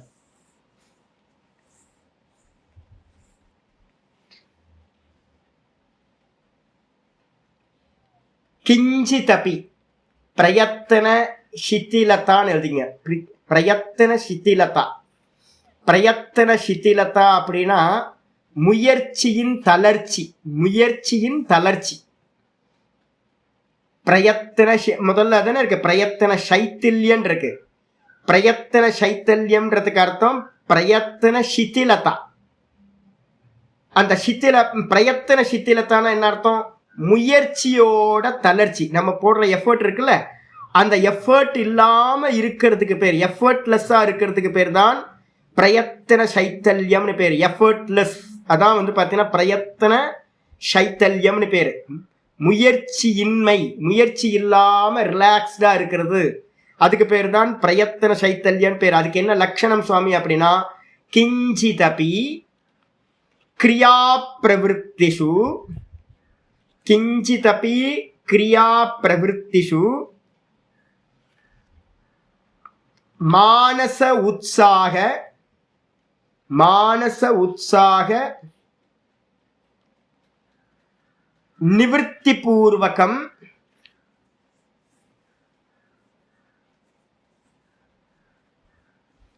மானச உற்சாக நிவர்த்தி பூர்வகம் நாடீனாம் சிதிலதா. மானச உற்சாக நிவர்த்தி பூர்வகம் நாடீனாம் சிதிலதா. இதுக்கு பேர் தான் என்ன பேரு? பிரயத்தன சைத்தல்யம் அப்படின்னு பேர். என்ன சுவாமி அதுக்கு அர்த்தம் அப்படின்னா, நீங்க இந்த ஆசனம் பண்ண பண்ண பண்ணவே நீங்க இதெல்லாம் வந்து பிராக்டிஸ் பண்ணி பார்க்கணும். எங்கேயாவது ஒரு சிபிர்ல சேருங்க, கொஞ்சமா ஆசனம் யங் ஏஜ்ல இருக்கவங்கன்னா கொஞ்சம் கத்துங்க. ஒரு 55 வயசுக்கு மேல இருக்கவங்க ஒன்றும் தேவையில்லை, வெறும் ஓங்கார அபியாசத்தை பண்ணிக்கிட்டு மெதுவாக இது பண்ணுங்க. யாருக்கெல்லாம் ஒரு 50 வயசுக்கு கம்மியா இருக்கோ கொஞ்சம் போங்க. ஏன்னு கேட்டீங்கன்னா இந்த பாடியில வந்து சூரிய நமஸ்காரம் பண்ண முடிஞ்சவங்க 55 வயசுக்கு மேல இருக்கவங்களாம் சூரிய நமஸ்காரம் மட்டும் பண்ணுங்க. மெதுவா 1 1 2 3 4ன்னு மெதுவா இன்க்ரீஸ் பண்ணுங்க. மற்றவங்கெல்லாம் வந்து பார்த்தீங்கன்னா ஓரளவு நல்ல பாடி கொஞ்சம் நல்லா இருக்கு சுவாமின்னா ஃபர்ஸ்ட் போங்க. ஏன் அப்படின்னு கேட்டீங்கன்னா ஆசனம் பண்ணாம எனக்கு தெரிஞ்சு பாடி வந்து பார்த்தீங்கன்னா அந்த சித்திலீகரணம் வராது. ஒரு மணி நேரம் 1.5 மணி நேரம் பண்றோம்னு வச்சுங்களேன், எப்படி இருக்கும் அப்படின்னு கேட்டீங்கன்னா ஒரு 1.5 மணி நேரம் ஆசனம் பண்ணிட்டு ஒரு சவாசனம் ஒன்று பண்றோம் பார்த்தீங்கன்னா, லாஸ்ட்ல வந்து ஒரு சவாசனம்னு ஒன்று பண்ணுவோம். இந்த பாடியில இருக்கக்கூடிய எல்லாம் மெதுவா மெதுவா எல்லாம் 1.5 மணி நேரம் ஆசனம் எல்லாம் முடிச்சதுக்கு பிறகு என்ன பண்ணுவோம், பாடி வெறுமனே ஒரு நல்ல மேட்ல வந்து பாத்தீங்கன்னா படுத்து ஃப்ரீயா ஆகணும் வச்சுங்களா. அப்ப என்ன ஆகும்னா மனசுக்குள்ளார நம்ம இதை பண்ணணும் அதை பண்ணணும்னு ஒரு உற்சாகம் நடக்கும் தெரியுங்களா. எப்பவுமே நம்ம சாதாரணமா இப்ப உட்கார்ந்துருக்கோம், இங்க போலாமா, உட்கார்ந்துருக்கும் போது ரொம்ப நேரம் உட்கார முடியாது நம்மளால. என்ன சும்மா உட்கார்ந்துட்டே இருக்கோம், அங்க போலாமா இங்க போலாமா அப்படின்னு வந்து பாத்தீங்கன்னா ஒரு இம்பல்ஸ் வரும் பாத்தீங்களா. அங்க போலாம் இங்க போலாம், இதை பண்ணலாம் அதை பண்ணலாம் அப்படின்ற இம்பல்ஸ் நமக்கு உள்ளார வந்துகிட்டே இருக்குல்ல. அதுக்கு என்ன பேர் அப்படின்னு கேட்டீங்கன்னா மானச உற்சாகம்னு பேர்.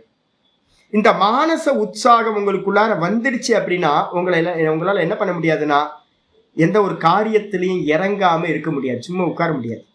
அதான் வந்திருக்கு கிஞ்சிதபி கிரியா பிரவருத்திஷு. கிஞ்சிதபினா எந்த ஒரு காரியங்களில் ஈடுபடுதலிலும் எந்த ஒரு காரியத்துல பிரவருத்தி பண்றதுலையும் உங்களுக்கு பேஸா இருக்கிறது மானசத்தோட உற்சாகம். அந்த மானச உற்சாகம் வந்து பாத்தீங்கன்னா என்ன ஆச்சு அப்படின்னு கேட்டீங்கன்னா நிவர்த்தி, அது வந்து பாத்தீங்கன்னா நிவர்த்தி ஆகிறது. இம்பல்ஸ் வந்து பாத்தீங்கன்னா இல்லாம போறது. இம்பல்ஸ் மனசுக்குள்ளார இதை பண்ணணும் அதை பண்ணணும் இதை செய்யணும் அதை செய்யணும்னு ஒரு இடத்துல உட்கார விடாம நமக்கு என்ன இருக்கு, ரஜோகுணத்தினால நமக்குள்ளார இம்பல்ஸ் உண்டாயிட்டே இருக்கு பிரவருத்தியில. அந்த பிரவருத்தியோட நிவர்த்தி பூர்வகம் அது என்ன ஆகும்னு கேட்டீங்கன்னா நிவர்த்தி ஆயிடும். ஒரு மணி நேரம் ஆசனம் பண்றீங்க அப்படின்னா அப்ப என்ன ஆகும்னா மனசு வந்து பாத்தீங்கன்னா எந்த காரியத்தையும் பண்ணாம ரெஸ்ட் ஆகும். ரெஸ்ட் ஆன மாத்திரத்துல அந்த ரெஸ்ட் ஆகும் போதே இன்டைரக்டா என்ன ஆகுதுன்னு கேட்டீங்கன்னா உங்களுடைய நாடிகள் ஆனது என்ன பண்ணும், உடம்புல இருக்க நாடிகள் லூஸ் ஆயிடும். இப்ப நான் என்னோட பாடி எப்படி தெரியுங்களா இருக்கு, எனக்கு என்னோட பாடி எனக்கு இருக்கிறது இன்னும் தெரியவே தெரியாது, ரோகம் வரும். கஃபம் வரும், இது வரும், எதோ வருது. ஆனா வந்து பாத்தீங்கன்னா இப்ப கூட என் பாடி எப்படி தெரியுங்களா இருக்கு, என் பாடி வந்து பாத்தீங்கன்னா ஒரு துணி மாதிரி ஒரு நூல் எடுத்து போட்டா எப்படி போடுவீங்களோ என் பாடி வந்து பாத்தீங்கன்னா அப்படியே இருக்கும். ஒரு துணியை எடுத்து ஒரு சாரியை எடுத்து அப்படி தூக்கி இப்படி போட்டீங்கன்னா எப்படி விழும், அது மாதிரி இருக்கு. ஏன் காரணம் தெரியுங்களா? நாடி தளர்ந்து இருக்கிறதுன்னு பேர். நாடிகள் எல்லாம் தளர்ந்து இருந்துச்சு அப்படின்னா மனசு எப்படி இருக்கும்? தளர்ந்து இருக்கும். மனசு தளர்ந்தா நாடி தளரும், நாடி தளர்ந்துச்சுன்னா மனசு தளரும். சிமிச்சு தளர்ந்து போதுன்னு தெரியுமா? தளர்ந்து இருக்கா? மலையாளத்துல இருக்கா பிரயோகம்? இருக்கா? சேமா தளர்ந்து இருக்கிறது. ஒரு துணியை போட்டா எப்படி இருக்குமோ அதே மாதிரி இந்த பாடியோட ஃபீல் உங்களுக்கு ஆகவே கூடாது. அந்த ஃபீல் ஆகாம இருக்கிறத பண்றதுதான் ஆசனத்தோட முதல் பர்பஸ். சரி, அது நடந்துச்சுன்னா என்ன சுவாமி ஆகும் அப்படின்னு கேட்டீங்கன்னா, நீங்க தியானத்தை உட்கார்ந்தீங்கன்னா எந்த ஒரு ஸ்ட்ரெயினும் இல்லாம என்ன பண்ணுவீங்க, ஈவினிங்ல வந்து ஒரு மணி நேரம் சூரிய நமஸ்காரமோ இல்ல வந்து சின்ன சின்ன ஆசனங்கள்லாம் 1 மணி நேரம் பண்ணுங்க. மறுநாள் காலையில வந்து பாத்தீங்க அப்படின்னா ஆசனத்துல உட்கார்ந்து பாருங்க, எவ்வளோ சுகமா இருக்கும் தெரியுங்களா? உங்களுக்கு வந்து பாத்தீங்கன்னா கொஞ்சம் கூட வந்து பாத்தீங்கன்னா என்ன ஆகாது, பாடியோ இதோ உங்களுக்கு துக்கம் கொடுக்காது. ரொம்ப கம்ஃபர்டபுளா ஸ்திரமா சுகமா உட்கார முடியும். உள்ளுக்குள்ளார இம்பல்ஸ் எதுவுமே ரைஸ் ஆகாம கண்ட்ரோல் ஆகும்.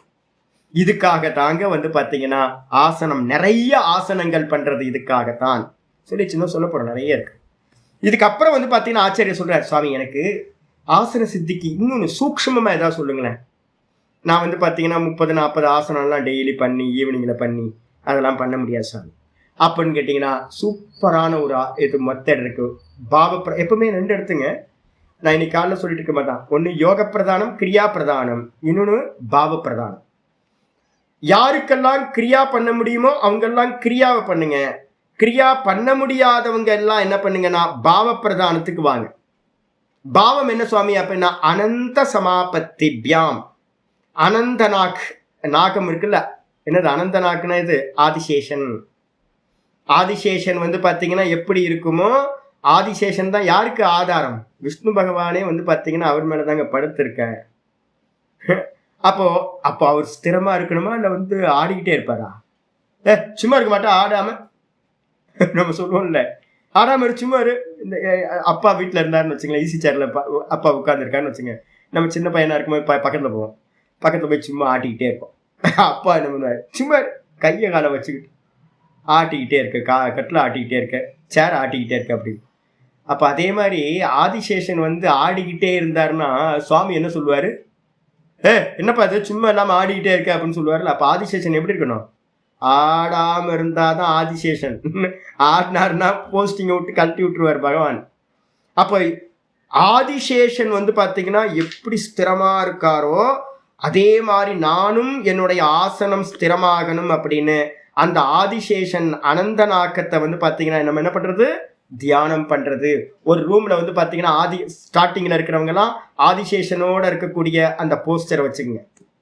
அதே மாதிரி பிருத்திவியாம் மேரு பிருஷ்டரிசிகி ஆரம்பிக்குது. ஒவ்வொரு கர்மகாண்டம் ஆரம்பிக்கும் போதும் வந்து பாத்தீங்கன்னா எதை இது பண்றோம் அப்படின்னு கேட்டா பிருத்திவியை வந்து பாத்தீங்கன்னா ஆதாரமா வச்சிருக்கோம். எதெல்லாம் தியானம் பண்ணணும்? பாம்பு ஆதிசேஷனை தியானம் பண்ணணும். கூட வந்து பாத்தீங்கன்னா பிருத்திவி, நம்ம இங்க உட்கார்ந்துட்டு இருக்கமே நிலையா இருக்கும்ல, ஆடிக்கிட்டே இருந்துச்சுன்னா உட்கார முடியுமா? அப்ப பிருத்திவி எப்படி ஸ்திரமா இருக்கோ அந்த பிருத்திவி மாதா மாதிரியே பூமி மாதா மாதிரியே நானும் ஸ்திரமா இருக்கணும் அப்படின்னு பூமி மாதாவை வந்து பாத்தீங்கன்னா நமஸ்காரம் பண்றது. நமஸ்காரம் பண்ணிட்டு ஒரு இது பண்ணிட்டு ஆசனத்தை உட்கார்றது. இதுக்கப்புறம் 3வது எது?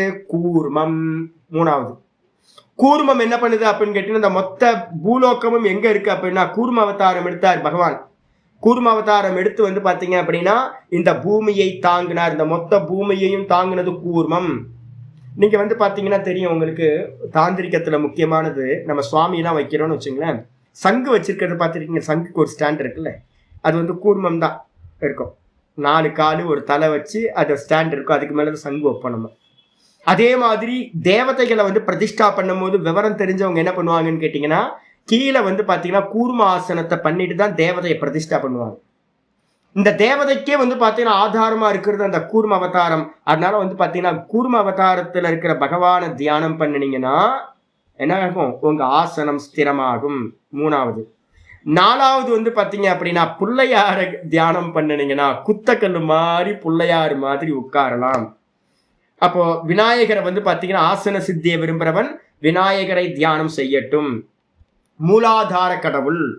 அப்ப மூலாதாரத்துல வந்து பார்த்தீங்கன்னா கணபதி இருக்கார். அவர் வந்து ஆசன சித்தியை கொடுப்பார்.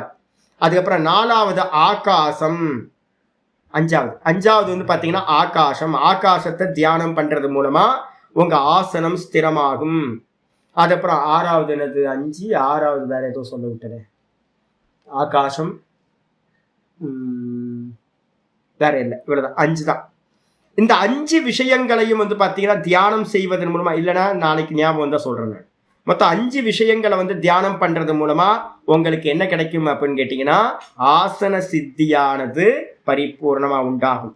1 30-40 ஆசனத்தை ஈவினிங்ல பண்றது, அதுக்கப்புறம் தியானத்துக்கு ஜபத்துக்கு வர்றது. இது கிரியா பிரதானம். இல்லை அப்படின்னா உங்களுக்கு நல்ல சாமர்த்தியம் இருக்கு அப்படின்னா டைரக்டா இப்ப நான் சொன்ன விஷயங்கள்ல எதுலையாவது ஒண்ணுத்துல கவனம் வச்சு நல்லா மெடிடேட் பண்ணீங்கன்னா உங்களுக்கு ஆசன சித்தி இன்க்ரீஸ் ஆகிட்டே போகும். நினைச்ச அளவுக்கு நம்மளால உட்கார்ந்து தியானம் பண்ண முடியும். இந்த 2த்தினாலையும் நடக்கும். பாஷ்யத்துக்கு வந்து சொல்லலாம். ஆச்சாரியர் சொல்றாரு பவதி இதி வாக்கியசேஷ. பவதி அப்படின்னு அது கூட ஆட் பண்ணிக்கணும் ஒரு கிரியாபதம், ஒரு கர்ம, ஒரு வெர்பு. பவத்தின் என்னது? பிரயத்தன சைத்தில்ய அனந்த சமாபத்திபியாம் பவதி அப்படின்னு போட்டுக்கணும். ஆசன சித்திர் பவத்தின்னு போட்டுக்கணும். ஆசன சித்தி உண்டாகின்றது. ஆயிடுச்சா? ஆசனத்தோட சித்தி உண்டாகும். இந்த 2த்தினாலையும் ஆச்சாரியர் சொல்றாரு என்னது? பிரயத்தன உபரமாத். பிரயத்தன உபரமாத்துனா நம்மளுக்குள்ளார இருக்கிற அந்த முயற்சின்னு நம்ம சொல்றோம்ல, நம்மளால வந்து பார்த்தீங்கன்னா உள்ளுக்குள்ளார ஒரு ரஜோகுணம் இருக்குங்க. அதுதான் வந்து பார்த்தீங்கன்னா ஒரு அசுரன் மாதிரி. அது என்ன பண்ணுதுன்னு கேட்டீங்கன்னா இந்த நாடிகள் எல்லாத்தையும் ஆக்டிவேட் ஆக்கி இந்த மனசையும் வந்து பார்த்தீங்கன்னா ஏதோ ஒரு காரியம் பண்ணிக்கிட்டே இருக்கணும்னு ஒரு உள்ள இம்பல்ஸை கிரியேட் பண்ணிக்கிட்டே இருக்கும். உட்கார்ந்தா அங்கே போகலாமே, உட்கார்ந்தா இங்கே போகலாமே, இல்லை பக்கத்தில் இருந்தால் இதை எடுக்கிறது அதை எடுக்கிறது, இதை பண்ணுறது அதை பண்ணுறது. குரங்கு இருக்குல்ல, குரங்கு மாதிரியே. குரங்கு பாருங்க சும்மாவே இருக்க மாட்டேங்குது பாருங்களேன். ஐயோ வீட்டுக்குள்ளே இருக்க எல்லா செடியும் எல்லாத்தையும் நாசம் பண்ணிடுச்சுங்க. சும்மாவே இருக்க மாட்டேங்குது குரங்கு. 10 குரங்கு இருக்கா, சின்ன குட்டி குட்டி குரங்கு. பார்த்தீங்கன்னா கதவுலேயே வந்து ஆட்டம் போட்டுக்கிட்டு இருக்கும். சும்மா இருக்க முடியாது. யாரு குரங்கு? வெளியில பார்க்காதீங்க, நம்ம தான். நம்ம மனசு, நம்ம நாடிகள் எல்லாம் குரங்கு மாதிரியே தான் இருக்கு. எல்லாம் சும்மா சாந்தமா இருக்க மாட்டேங்குது. அதுக்கு என்ன பின்னாடி இருக்கிறது என்னன்னு கேட்டீங்கன்னா ஒரு பிரயத்தனம் இருக்கு. ஒரு இம்பல்ஸை ப்ரொடியூஸ் பண்ணிக்கிட்டு இருக்கிற அந்த ரஜோகுணம் இருக்கு. அந்த ரஜோகுணத்தை வந்து பார்த்தீங்கன்னா தளர்ச்சி அடைய வைக்கிறது, லூஸ் ஆக்குறது. அந்த லூஸ் ஆக்குறது தான் வந்து பார்த்தீங்கன்னா இங்க சொல்றாரு பிரயத்தன உபரமாத். எப்போ உங்களோட இம்பல்ஸ் வந்து பார்த்தீங்கன்னா காம் டவுன் ஆகுதோ, உபரமம் ஆகுதோ. இப்போ என்கிட்ட வருவாங்க சுவாமி சுவாமி அப்படின்னு வருவாங்க. எத்தனை மணிக்கு வருவாங்கன்னு கேட்டீங்கன்னா லீவு நாளில் ஒரு 10 மணிக்கு வருவாங்க. 10 மணிக்கு வந்தோடனே நான் ஒரு காஃபி போட்டு கொடுத்து ஒரு 10:30 மணிக்கு பேச ஆரம்பிப்போம். பேச ஆரம்பித்தோன்னே மெதுவாக நல்லா இன்ட்ரெஸ்டிங்காக சத்சங்கம் நல்லா போயிட்டுருக்கோம். அப்படி போயிட்டு இருக்கும் போதே ஒருத்தர் வந்து பார்த்தீங்கன்னா 3 பேர்த்த ஒருத்தர் வாட்ச் பார்க்க ஆரம்பிப்பார். ஏன் வாட்ச் பார்க்குறாரு அப்படின்னு கேட்டிங்கன்னா 11 மணிக்கு ரமண ஆசிரமத்தில் பிக்ஷா. ஐயோ சாமி ரொம்ப நேரம் பேசிட்டு லஞ்சு போயிடுமே உள்ளுக்குள்ளார. நான் பேசிக்கிட்டு இருக்கிறது ஆத்மாவை பரமாத்மாவை பேசிக்கிட்டு இருக்கும் போதே அவங்களுக்கு என்ன பண்ணும், ரமணாசிரமத்துக்கு இங்கேருந்து 10 நிமிஷம் ஆகும். அவங்க கால்குலேட் பண்ணுவாங்க, சாமி எப்போ விடுவார்னு தெரில. விட்டாருன்னா இங்கேருந்து வேகமாக போய் அங்கே டைனிங் ஹாலுக்கு போகணும். அவன் உள்ள விடுவானா என்னன்னு தெரியல. சாமி சொல்லுங்க சாமி நல்லா இருக்கேன் சௌக்கியமாக்கலாம் பேருக்கு இங்கே கேட்டுக்கிட்டே இருப்பாங்க, பதில் பேசிக்கிட்டே இருப்பாங்க. உள்ளுக்குள்ளார என்ன பண்ணும், அங்கே போகணுமே, லஞ்ச் எடுக்கணுமே. இன்னொருத்தர் ஐயோ கார் வெயிட் பண்ணுதே, ஆட்டோ வெயிட் பண்ணுதே, சாமி பேசிக்கிட்டே இருக்காரு, விட மாட்டேன்றாரு. நம்ம தெரியாம என்ன பண்ணிட்டு இருப்போம், பெரிய பெரிய விஷயமா பேசிட்டு இருப்போம். அவங்க மனசுக்குள்ளார வந்து பார்த்தீங்கன்னா போகணுமே உள்ளுக்குள்ளார ஓடிக்கிட்டே இருக்கும். விட்டா போதுன்னு ஓடி போயிடுவாங்க. அதுக்கு என்னென்ன அர்த்தம்னு கேட்டீங்கன்னா உள்ளுக்குள்ளார நமக்கு வந்து பார்த்தீங்கன்னா நிறைய கமிட்மெண்ட்டை வச்சுக்கிட்டு நீங்க உட்கார்ந்தீங்கன்னு வச்சுங்க, ஆசனத்துல போய் உட்கார்ந்து பாருங்க. அடுத்து வேலை இங்கே போகணும் அங்கே போகணும்னு வச்சுக்கிட்டு நீங்கள் வந்து பார்த்தீங்கன்னா ஆசனத்தில் போய் உட்கார்ந்து தியானம் பண்ணணும் அப்படின்னா நீங்க எந்த கமிட்மெண்ட்டை வச்சீங்களோ அதெல்லாம் சீடு மாதிரி என்ன பண்ணும், உள்ளுக்குள்ளார இருந்து டைம் ஆச்சுன்னு சொல்லிட்டு இருக்கோம். உங்களால உட்கார்ந்து தியானம் பண்ண முடியாது, உட்கார விடாது. அப்போ நம்ம நல்ல முறையில ஆசனத்துல உட்காரணும் அப்படின்னா நம்ம வச்சுக்கணும் என்னன்னு கேட்டீங்கன்னா, எனக்கு இன்னைக்கு பண்ண வேண்டிய வேலை எதுவும் இல்லை, ஒரு 3 மணி நேரத்துக்கு எந்த வேலையும் இல்லை, 2 மணி நேரத்துக்கு எந்த வேலையும் இல்லை அப்படின்னு எந்த கமிட்மெண்ட்டும் இல்லாம நீங்க உட்கார்ந்து பாருங்க. நான் போறது ஈவினிங் போனா போதும் சாமி அப்படின்ட்டு உட்கார்ந்தீங்கன்னா எவ்வளவு நேரம் வேணா உட்கார்ந்துருக்கோம். சத்சங்க நிறைய பேர் வருவாங்க, சாமி எந்த வேலையும் இல்லை சாமி, சாயந்தரம் போனா போதும் சாமி அப்படின்னா ரிலாக்ஸா உட்கார்ந்துருப்பாங்க. நிறைய பேர் என்ன பார்க்க அது மாதிரி வருவாங்க, நீட்டா உட்காந்து செவ்வளவு ஓரமா உட்காந்துட்டு, சாமி நீங்க பேசுறது கேட்கறது தான் சாமி வந்தேன், இது என்ன சாமி அது என்ன சாமின்னு கேட்டுட்டே உட்காந்துருப்பாங்க. ஏன் சாமி லஞ்ச், நான் கேட்பேன், ஜி லஞ்சுக்கு டைம் ஆச்சு 11 மணிக்கு, இல்லை சாமி ஒன்றும் பிரச்சனை இல்லை சாமி, வெளியில சாப்பிட்டுக்கலாம் சாமி அப்படின்ட்டு அவங்க பாட்டுக்கு உட்காந்துருப்பாங்க. பாத்தீங்களா? அப்ப நம்ம மனசுக்குள்ளார ஏதாவது ஒரு கமிட்மெண்ட் பண்ணிக்கிட்டு உட்கார்ந்தோம் அப்படின்னா உட்கார முடியறது இல்லை. எந்த கமிட்மெண்ட்டும் இல்லை, பின்னாடி பார்த்துக்கலான்னு உட்கார்ந்தீங்கன்னா எவ்வளவு நேரம் வேணாலும் உங்களால உட்கார முடியும். இதுக்கு என்ன பேரு அப்படின்னு கேட்டீங்கன்னா, இந்த இம்பல்ஸ் இருக்குல்ல அதை இல்லாம பண்றது. அதுக்கு என்ன பேரு அப்படின்னு கேட்டீங்கன்னா, பகவத்கீதையில முக்கியமானது 6வது சாப்டர் படிக்கும் போது சொன்னோம், சர்வ சங்கல்ப சந்நியாசி யோகாரூடோ ததோச்சியதி. இந்த நீங்க பீஜம் எது அப்படின்னா சங்கல்பம் தான் பீஜம். அந்த சங்கல்பத்தை எடுத்துட்டீங்க அப்படின்னா என்ன ஆகும், நான் இங்க போவேனா அங்க போவேனா எதுவும் பண்ண வேணாம் அப்படின்னு உட்கார்ந்தீங்கன்னா எவ்வளவு நேரம் வேணா உட்கார்ந்துருக்கலாம்.